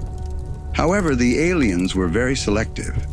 They were not willing to share the secret to how they traveled faster than light, as they didn't see it as being in their interest for the U.S. to have spacecraft traveling faster than the speed of light with nuclear weapons on board heading for their home planet. Hall claimed he was on board one of the scout craft, a smaller ship used for close-range movement, and observed that it was made completely out of ordinary American parts. It looked like an RV trailer on the inside, with items like a microwave oven with its mechanical door removed and replaced with coils to prevent microwaves from escaping, and overhead compartments made by a company called Airstream. Hall even noted that the craft had parts that still bore the mold markings of American manufacturers like Lockheed and Boeing. Hall, who held a master's degree in nuclear physics, believed he figured out the general workings of their propulsion system, which he called the Hall photon theory. He stated that their scout craft and deep spacecraft used a double hull construction with fiber optic windings between the hulls. Like an electromagnet uses electrons on copper coils, the alien craft used subatomic particles accelerated into the fiber optics to amplify an anti-gravity field. The core of the propulsion was the use of particle generators that looked like batteries, creating and accelerating these particles into the fiber optics, which then amplified the anti-gravity field. The scout craft, when sitting unpowered in the desert, would look like a white ellipsoid with the windows. When powered up, it would take on a fuzzy appearance from the outer field, protecting it from space radiation. And it was capable of tremendous performance, accelerating from 0 to 8,000 miles an hour in just a short distance and stopping again. The people on board didn't need to be belted in because they didn't feel the force of acceleration, as the craft was operating within a gravity field. Separately, the sensational claims of Bob Lazar, the purported propulsion engineer at the secret S4 laboratory, also detail incredible technology related to unknown fuel sources and gravity wave mechanics. Lazar claimed the core of the alien power source was an antimatter reactor fueled by element 115, a heavy element not on the periodic chart at the time. This element, he said, produced its own gravitational energy, which was then amplified by 3 equidistant gravity amplifiers inside the craft to create a localized distortion in space and time, causing the craft to fall forward without the need for thrust or exhaust. Lazar asserted that the technology he saw could not have been made by human beings under any circumstances. Lazar maintained that he never saw a live alien at S4, though he once glanced through a window and saw 2 men in white lab coats looking down and talking to what he thought was a small doll or character with long arms sitting in a chair. However, he also recalled seeing documents that referenced the size of the alien cadavers that were recovered, and noted that the craft's internal design, with very small seats, suggested it was built for beings about half his height. The concept of recovering non-human craft and potentially having contact with beings is also supported by recent, highly credible claims. For instance, officials with high security clearances, including former government leaders and military intelligence experts, are now asserting that the U.S. has recovered dozens of crashed crafts of non-human origin since the 1940s. Some reports even suggest that 4 non-human bodies were recovered from the Roswell crash, and the materials and bodies were sent to military bases for study. One report even alleges a contact event at Hellerman Air Force Base, where 2 non-human crafts approached the base, one landed, and beings walked out and interacted with Air Force and CIA officials. The descriptions of the recovered non-human bodies recovered in some of these crafts are reported to look different, suggesting multiple species. These include descriptions very similar to those depicted in Close Encounters of the Third Kind, as well as reports of small, non-sentient bots or workers used by taller, more intelligent beings. Whether these stories of alien inhabitants and technology exchange are true, they form a consistent, deep layer of the Area 51 mystery. The claims describe a secret world of advanced anti-gravity technology, unknown elements, and cooperation between human and non-human intelligence. A world where the biggest secret wasn't the U-2 or the stealth fighter, but the suppression of extremely advanced technology and unknown science that could change everything we know about physics and our place in the universe.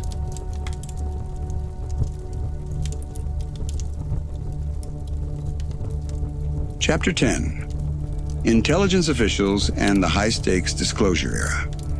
The Central Intelligence Agency, or the CIA, finally admitted that the enormous clandestine base known as Area 51 was real in August of 2013. For nearly 60 years before that, the facility had remained officially unacknowledged and disavowed by the United States government. This was a place where, when a new American president took office, one of the first questions people would ask was always about what was really going on there. It was in 2013 that President Barack Obama publicly uttered the phrase Area 51, noting he believed he was the first president to ever publicly mention it. This official admission, largely confirming the early history of U-2 and OXCART testing, was a huge moment. But it didn't solve the core mystery of the base, because almost everything that occurred in Area 51, starting from the 1980s, remains top secret. And the most sensational claims involve technology far beyond any spy plane. The years following this initial acknowledgement have become known as the era of high-stakes disclosure, driven not just by dedicated researchers, but by highly credible intelligence officials, military experts, and senior government leaders.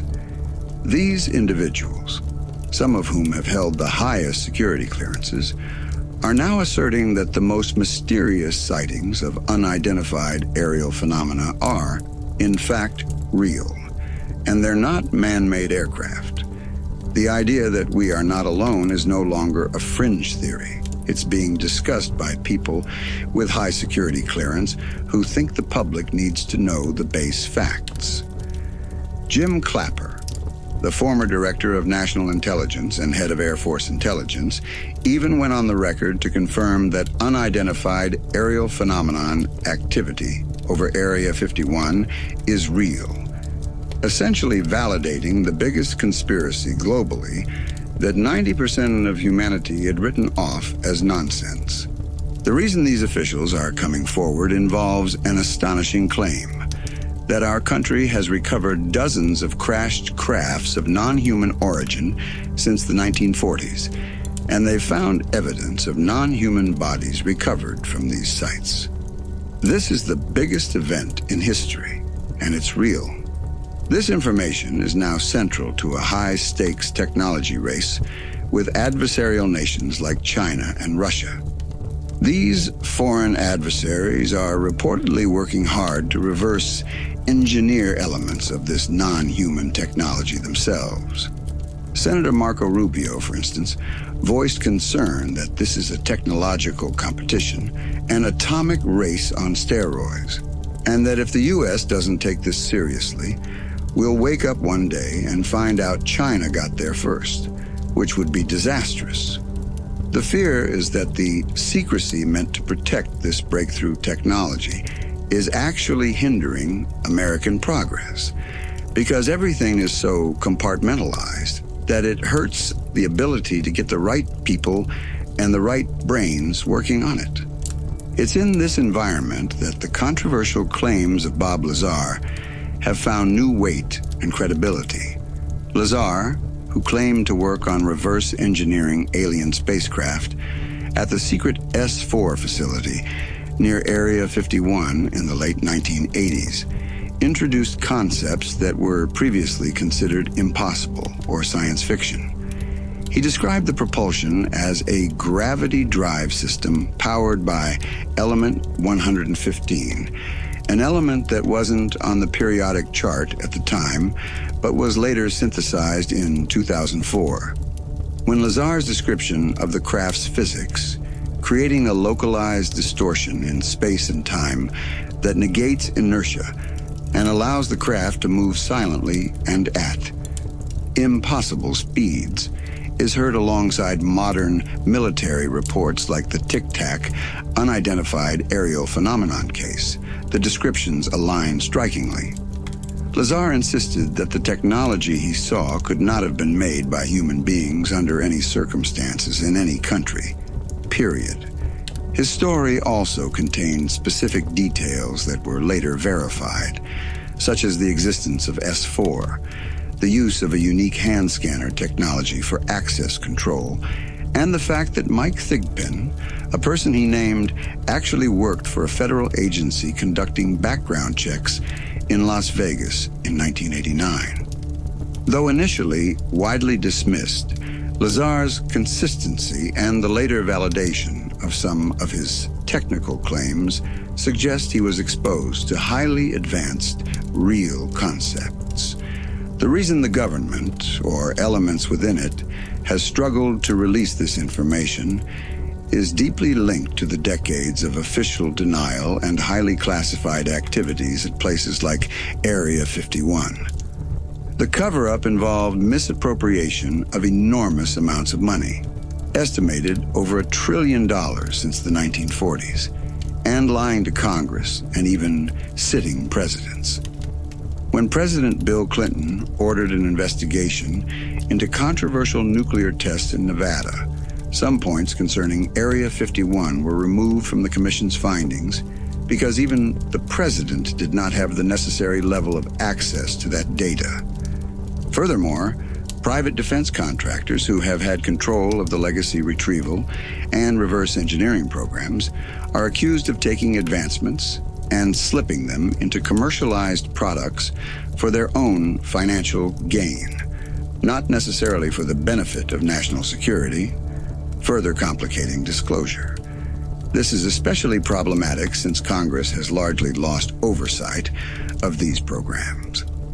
The high stakes are compounded by the fact that the original stigma surrounding unidentified flying objects was intentionally created by the CIA in the 1950s as a psychological operation to make people think they were crazy if they spoke about strange sightings, providing the perfect cover for clandestine aircraft testing like the U-2. This history of extreme secrecy, threat exploitation, and alleged non-human contact has led to a situation where many high-level officials now believe that full transparency is necessary to move forward. They believe the public must know the base facts that can be lawfully disclosed. The concern is that if the government continues its policy of denial and secrecy, it will suffer a catastrophic strategic surprise at the hands of adversaries who have successfully reverse engineered the non-human technology first. The only way to combat this is to bring the best minds and resources to bear on the problem, which many officials believe requires mass amnesty for those who lied to Congress about the secret funding, and a complete reversal of the decades-long cover-up.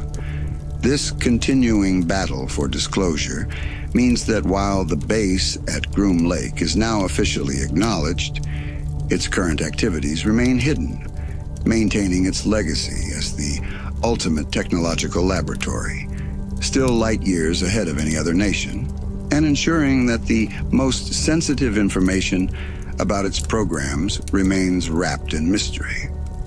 Until a sitting president steps to the microphone and officially confirms the recovery of non-human technology, the true, full history of Area 51 remains incomplete. Chapter 11: The Tic Tac Incident and Verified Military Encounters. The official acknowledgment of Area 51 in 2013 was just the beginning of a larger story, one that soon transitioned from historical confirmation to modern, high-stakes revelations, often driven by the verified testimony of trained military personnel. This new era of disclosure, where people with high security clearances are asserting that unidentified aerial phenomena are real and pose a technological threat, has cast the decades-old secrecy of Area 51 in a completely new light. The government's decision to finally admit the base existed came almost 60 years after its creation, confirming its role in Cold War espionage with planes like the U-2 and the A-12, but it didn't touch the deep secrets of the modern era, especially the unbelievable claims of non-human technology. Central to this modern discussion is what is known as the Tic Tac incident, an event that occurred in 2004 off the coast of California and Nevada.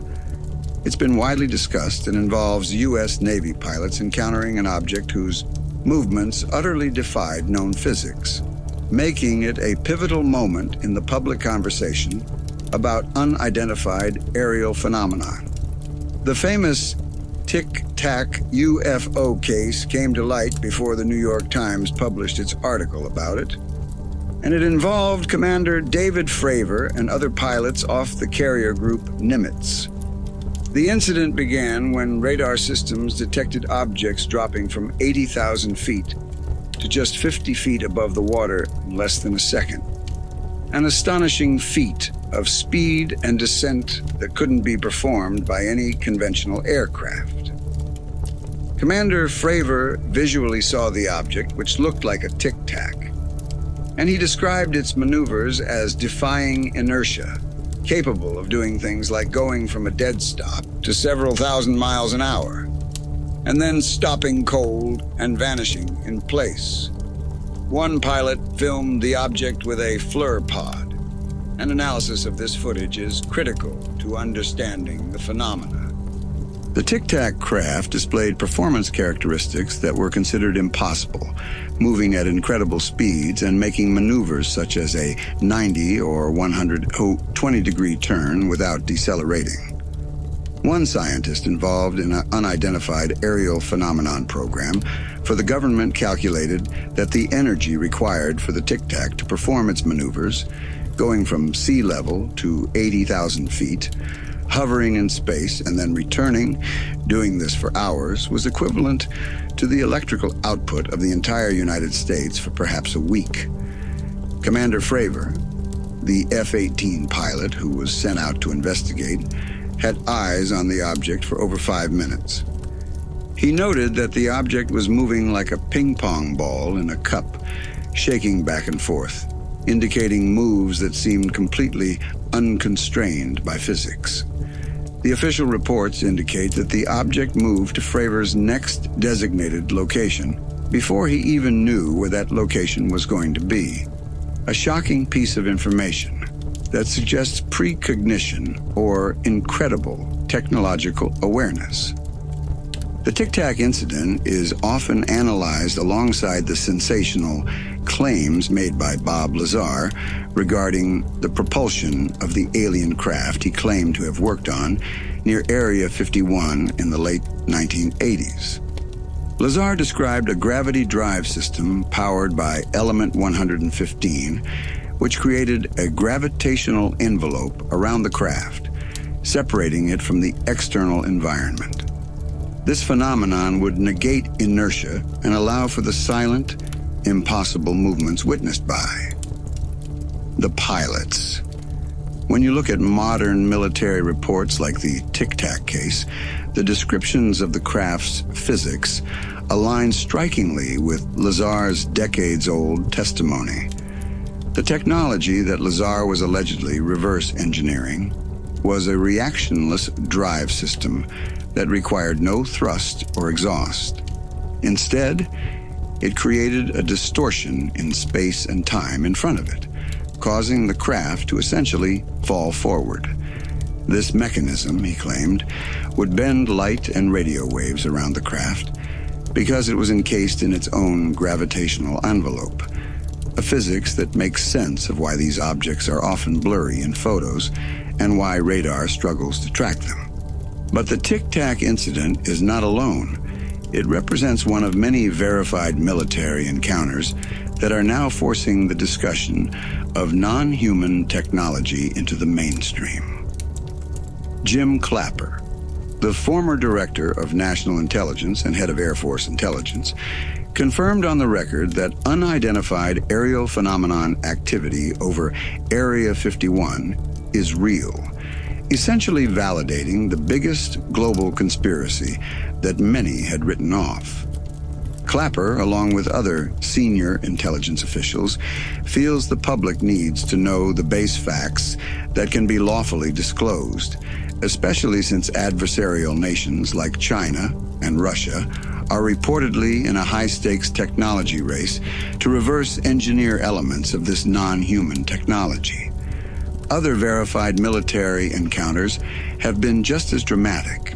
For example, reports have surfaced of a giant, unidentified aerial phenomenon the size of a football field that hovered over Vandenberg Air Force Base in 2003, witnessed by a security guard and 5 other security forces members.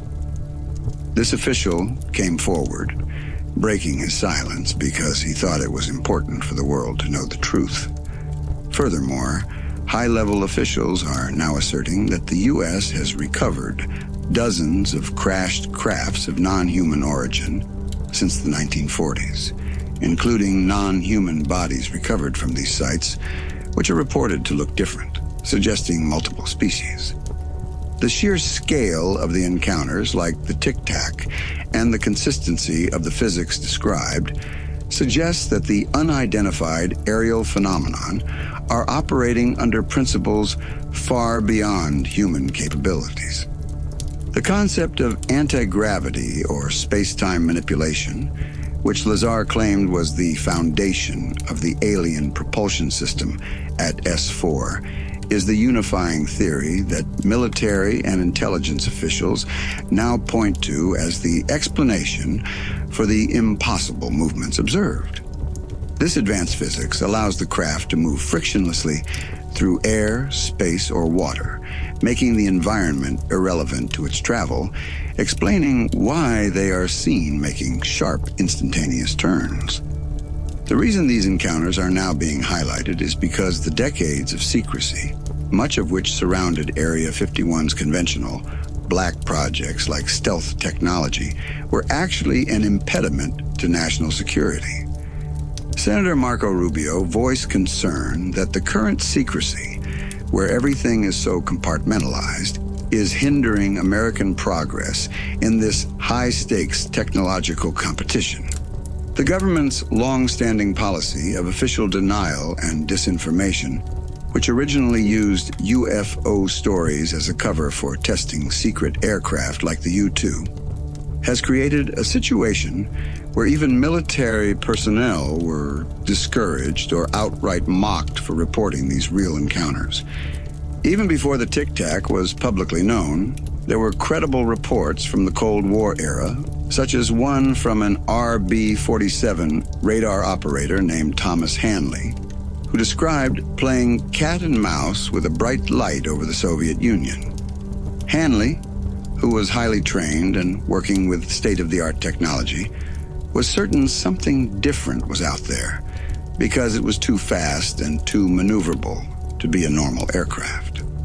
The ongoing pattern of extraordinary speed, silent movement, and physics-defying maneuvers in these verified encounters strongly suggests that the government is dealing with technology that is not man-made.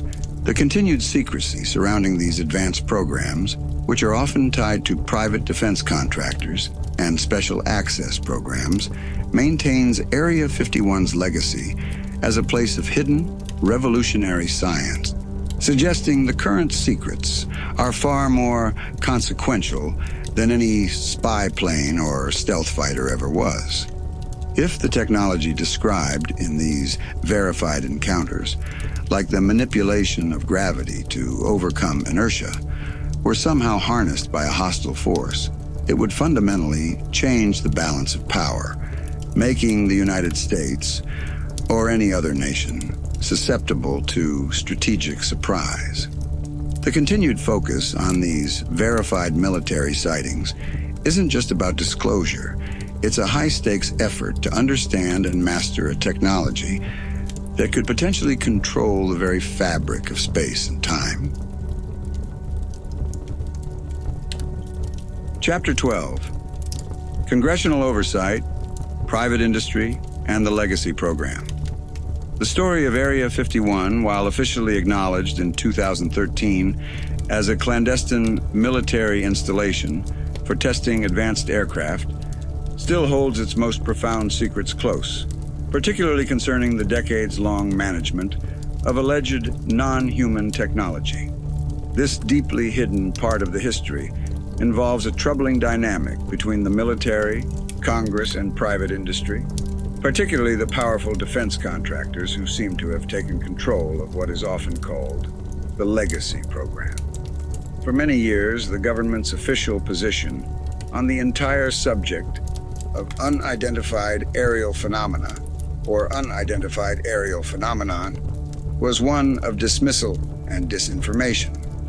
The truth, according to multiple senior intelligence officials and senators, is that the United States has recovered dozens of crashed crafts of non-human origin since the 1940s, and there's been significant success in reverse engineering elements of this technology. These recovery and analysis efforts are part of the Legacy Program, a vast and deeply hidden operation. The problem, according to current intelligence officials and politicians, is that this program has long operated outside the view of the American people, and even outside the oversight of elected officials. The consequences of this extreme secrecy are severe. It's estimated that the program has spent over $1 trillion since the 1940s, and this enormous amount of money, which wasn't under any oversight, almost certainly found its way into the pockets of people who shouldn't have received it, leading to clear felonies like the misappropriation of funds and lying to Congress and even sitting presidents.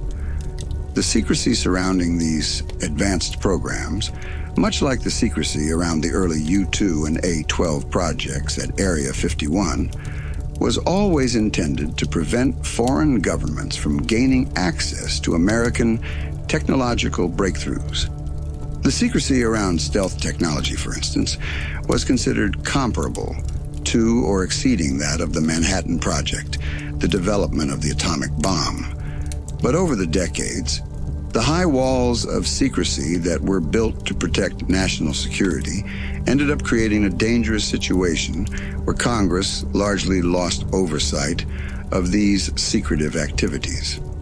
The Legacy Program, the repository of this recovered technology, has been increasingly controlled by private defense contractors, including large firms like Lockheed Martin, Northrop Grumman, and Raytheon. They possess the engineering skills and technical know-how necessary for the reverse engineering work, and they've been receiving enormous amounts of money to conduct these highly classified programs. This arrangement ensures that the most sensitive information remains hidden, because even an admiral, when trying to get access to a Special Access Program, or SAP, held by a private industry partner, could be denied access. The danger now is that these defense contractors have been operating without sufficient checks and balances, and there are claims that they have been taking advancements from these highly secretive projects and slipping them into commercialized products for their own financial gain, rather than for the sole benefit of national security. Furthermore, Senator Marco Rubio and other congressional leaders are extremely concerned that this uncontrolled program is actually hindering American progress in a high-stakes technology race against adversarial nations like China and Russia.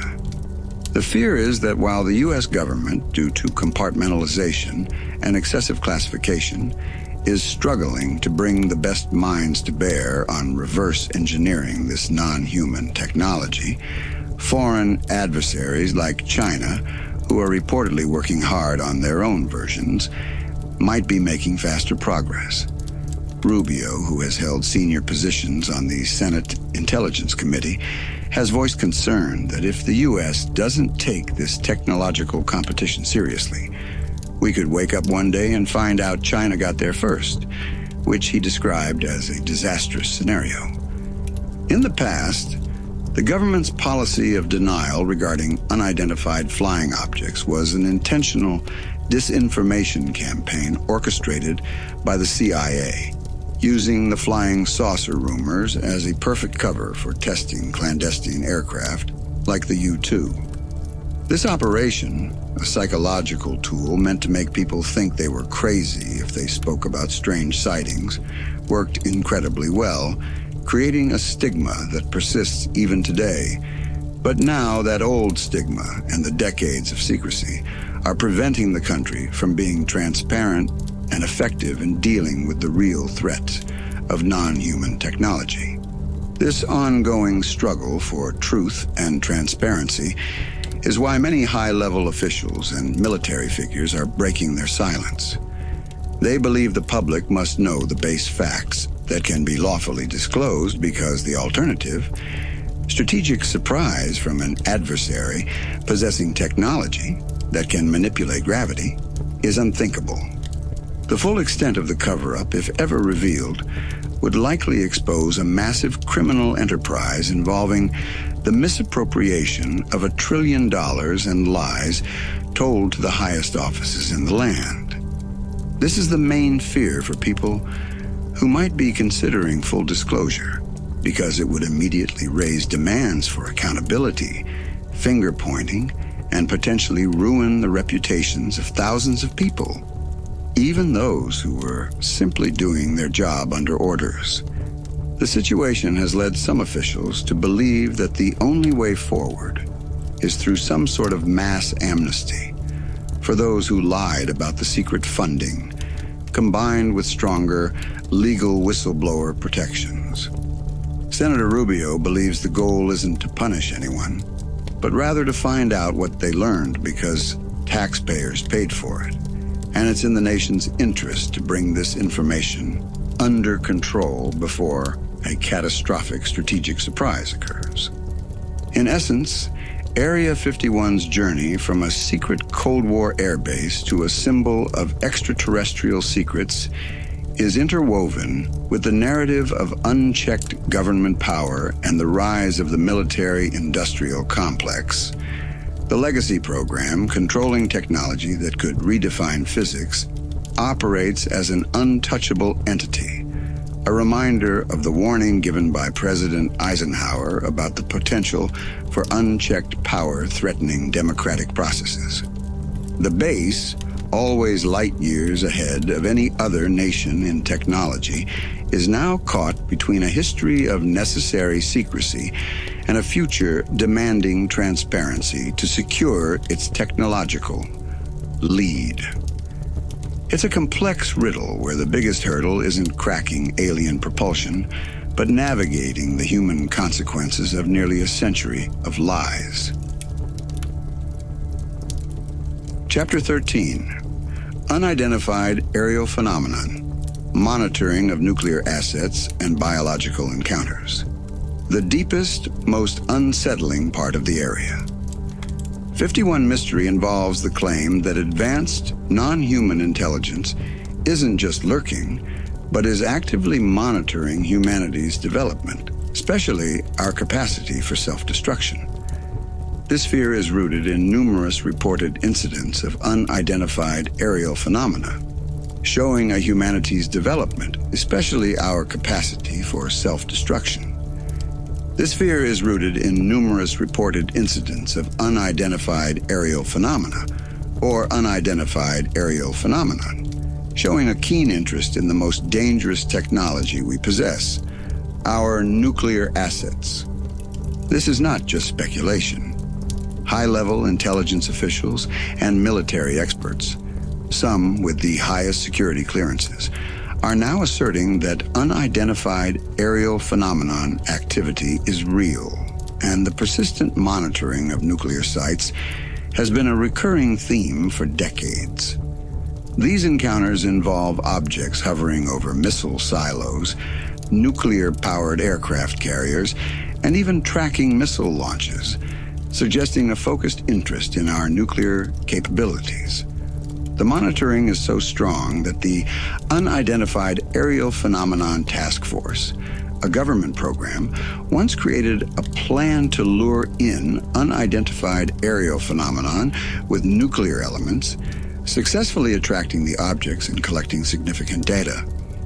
One of the more alarming beliefs within certain military intelligence communities was that nuclear weapon testing, specifically high-altitude nuclear testing conducted in the 1950s, had a ripple effect that could actually down these unidentified aerial phenomenon. This realization allegedly led to a dangerous situation where the U.S. military reportedly started conducting tests with the intention of taking down these objects. This risky strategy, described as fishing with dynamite, risked accidentally provoking a nuclear conflict with other nations unaware of the true target, and picked a fight with a technologically superior species. The sheer recklessness of actions like launching nuclear bombs into space during Operation Starfish Prime, blowing holes through the Van Allen radiation belts, suggests an immense disregard for the consequences. The military encounters that have recently gained public attention, such as the Tic Tac incident in 2004, often occurred near nuclear platforms. The Tic Tac, observed off the coast by the nuclear-powered aircraft carrier group Nimitz, displayed physics-defying performance, moving at incredible speeds and making impossible maneuvers. One scientist calculated that the energy required for the Tic Tac to perform its maneuvers was equivalent to the electrical output of the entire United States for perhaps a week, indicating a power source far beyond current human capability. These technologically advanced objects, which defy inertia and conventional physics, are often described as being encased in a gravitational envelope or warp bubble. This localized distortion of space-time separates the craft from its environment, making the medium it moves through, whether air, space, or water, irrelevant. This is why the unidentified aerial phenomenon are capable of moving silently and without friction through the atmosphere, or even underwater, as some pilots and analysts have suggested. When the conversation shifts from technology to the beings themselves, the accounts become even stranger, revolving around claims of biological encounters and their sometimes severe consequences. High-level officials are asserting that the U.S. has recovered dozens of crashed crafts of non-human origin since the 1940s, and they found evidence of non-human bodies. These recovered bodies are reported to look different, suggesting multiple species. The descriptions include small, non-sentient bots, or workers used by taller, more intelligent beings, as well as beings that resemble the creatures depicted in Close Encounters of the Third Kind, described as tall, slender humanoids. Bob Lazar, the purported propulsion engineer at the secret S4 laboratory, recalled seeing documents that referenced the size of alien cadavers, and noted that the small seats inside the recovered craft suggested they were built for beings about half his height. The biological aspect of these encounters is deeply disturbing because of the reported health injuries sustained by those who get too close to the craft or the recovered materials. People exposed to the energy fields of these objects have suffered biological effects, like developing severe autoimmune issues or dying of cancer. This hazard is likely due to the immense energy and potential radiation involved in the craft's propulsion systems, which are warping space-time in a localized area. One Department of Defense official who had an unidentified aerial phenomenon above his house and went out to look at it, experienced symptoms consistent with a directed energy attack that resulted in cancer. In addition, officials have revealed that military personnel and scientists have been granted anonymous health injury status, a designation typically reserved for victims of Havana syndrome. Because of these encounters, even interactions that aren't fatal can be deeply invasive and manipulative. The beings themselves are often described as having no sex organs and being weaker and smaller than humans, leading to theories that they could be synthetic or machines printed from flesh, perhaps created by a more advanced civilization. Claims of non-human interaction also include the possibility of mind control. Charles Hall, who claimed to have interacted with the tall white aliens in the 1960s, suggested that their weapons could be used to induce hypnosis. He recounted instances of missing time after being exposed to an alien weapon that provided a clean shot at his temple, instantaneously inducing and turning off hypnosis, making it possible for him to be manipulated without his knowledge. This ability to manipulate memory raises significant questions about the reliability of any witness who has been directly exposed to these beings. Another perplexing claim related to biological observation is the suggestion that non-human entities view humanity in a unique way. Bob Lazar reported seeing documents that referenced humans as containers, which he interpreted as containers of souls, an unsettling idea that suggests humanity may be viewed as property or a commodity by these advanced visitors. The continued focus of unidentified aerial phenomenon on nuclear assets and the disturbing biological implications of close encounters serve as powerful, frightening evidence that the secrecy surrounding Area 51 and its adjacent restricted zones is based on revolutionary and potentially perilous realities. The high stakes involved, a technological race with adversarial nations like China to reverse engineer this technology, and the potential for strategic surprise are driving officials to demand transparency, asserting that the suppression of extremely advanced technology and unknown science is now hindering national security. The underlying message is that the U.S. is dealing with a phenomenon that is light years ahead of any terrestrial nation, and the biggest secret isn't the stealth fighter, but the fundamental nature of our universe and our place in it. Chapter 14. Reverse Engineering the Warp Bubble and Advanced Non-Human Physics. The deepest secrets of Area 51, or the clandestine laboratories connected to it, aren't about stealth coatings or hypersonic engines, but about achieving the scientific Holy Grail. Reverse engineering the warp bubble, and advanced non-human physics. This is the realm of true science fiction becoming science fact, where the technology in question doesn't just exceed current human ability, it redefines the very laws of physics we thought were unbreakable. The central source for these extraordinary claims is Bob Lazar, who stated that he was hired at a secret laboratory called S4 near Area 51 to work as a propulsion engineer tasked with the reverse engineering of alien spacecraft and their power systems. He worked on one model, which he called the Sport model, one of 9 such extraterrestrial craft that he claimed were housed there. Lazar was adamant that this technology could not have been made by human beings under any circumstances in any country, period. Lazar described the key components of this alien technology.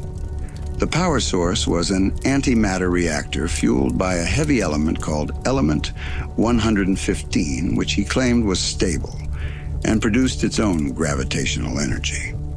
This was a shocking concept, as science doesn't even know what gravity is, much less how to produce or control it.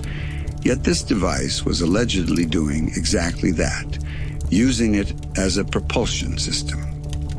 Element 115 was the fuel that made the reactor work. Lazar gained hands-on experience with the reactor, a small hemisphere-shaped device. He recalled his lab partner challenging him to touch the sphere on top of the running reactor, and his hand was pushed away just like two poles of a magnet pushing against each other, but with no metal involved. This immediately convinced him that the technology was indeed extraterrestrial. This device literally produced a gravitational field of its own. The propulsion system of the craft, according to Lazar, was a reactionless drive system, meaning it didn't rely on thrust or exhaust like human-made planes or rockets. Instead, the craft created a distortion in space and time in front of it, where space actually bent. Lazar famously provided an analogy. If you put a bowling ball in the middle of a bed and push down on the mattress with your fist a foot in front of it, the bowling ball will roll toward the depression. That's exactly how the craft works. It creates a distortion right in front of it, and the craft falls forward. This concept of manipulating space-time is the essence of the warp bubble idea, a unifying theory now being discussed by analysts to explain the impossible maneuvers of unidentified aerial phenomenon like the tic-tac. Lazar's description, delivered decades ago, fits exactly with the observed performance characteristics of these objects: silent movement, immense speed, and instantaneous stops. Inside the craft, the core reactor powered 3 equidistant gravity amplifiers, which directed the resulting anti-gravity wave through waveguides and into the gravity emitters at the bottom. This allowed the craft to fly belly first and focus on a destination, creating a gravitational envelope or bubble around itself. This bubble essentially separates the physics inside the craft from the external environment, meaning inertia would not affect it, and those inside would not feel the crushing forces of rapid acceleration or turning. The existence of this advanced technology, whether discovered at Area 51 or the nearby S4, is now a central topic for high-level intelligence officials. These experts, some with the highest security clearances, assert that the U.S. has recovered dozens of crashed crafts of non-human origin since the 1940s, and they are engaged in a high-stakes technology race to reverse engineer elements of this non-human technology. They fear that adversarial nations like China and Russia are also working hard on their own programs, making it an atomic race on steroids. The highly specific claims made by Lazar decades ago, such as the existence of S4, the use of a unique hand scanner technology for access control, and the idea of element 115, have gained new credibility as new facts emerge and are confirmed. For example, element 115, initially a core part of Lazar's impossible story, was later synthesized in 2004 and given the name Moscovium. Furthermore, sophisticated analysis of verified military encounters, such as the Tic Tac incident observed by Commander David Fravor, suggests that the impossible maneuvers are only possible if the craft is encased in a gravitational field, exactly as Lazar described.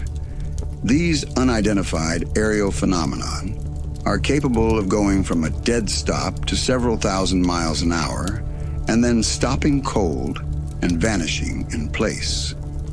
This ability to move without being impeded by the atmosphere suggests they are manipulating space-time in a localized area, separating the craft from the environment.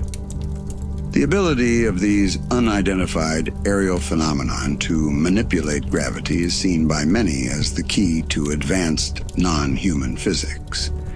The idea that gravity can be produced and controlled allows for incredible possibilities, such as force fields and the ability to affect time itself, concepts which Lazar said were referenced in classified documents he read, including weapon programs like Project Sidekick and Looking Glass, which dealt with the intentional distortions of time. The ongoing mystery of Area 51 is deeply tied to the fate of this revolutionary science. Many officials believe the decades of extreme secrecy and suppression of advanced technology were not just to hide U-2 or stealth testing, but to keep knowledge of this non-human physics confined to a select few, especially in the hands of private defense contractors who are accused of taking advancements and slipping them into commercialized products for their own financial gain. The secrecy itself is now viewed as an impediment to national security because it prevents the best minds from working together to master the technology before an adversary does. The ultimate goal of the Legacy program, which controls this retrieved non-human technology, remains the mastery of this propulsion system. If they can figure out how to reverse engineer the warp bubble, humanity could achieve interstellar travel, revolutionize energy, and master the concept of anti-gravity. As Lazar concluded, the biggest takeaway from his story is the suppression of extremely advanced technology and unknown science, the mastery of, which would dramatically change the way the entire world operates, including the economy and our place in the universe. Thank you for spending this quiet time with me as we moved through the long and winding history of Area 51. If this story helped you relax, or if it brought you a little comfort at the end of a long day, please take a moment to like this video. It helps more than you might think, especially with how the YouTube algorithm chooses what to share with others. And if you'd like more gentle stories like this, from Area 51 to other chapters of American history, consider subscribing. New videos will be posted every week, so you'll always have another calm journey waiting for you. Now rest easy, knowing our time in the desert is complete. The secrets of the Nevada night stay quiet in memory and imagination, steady and peaceful beneath the stars. Sleep well, and let your thoughts drift as softly as the wind across the empty salt flats. And if you're still awake, that's all right too. Let your breathing slow, let your body settle, and know that the next story will be here, waiting for you soon.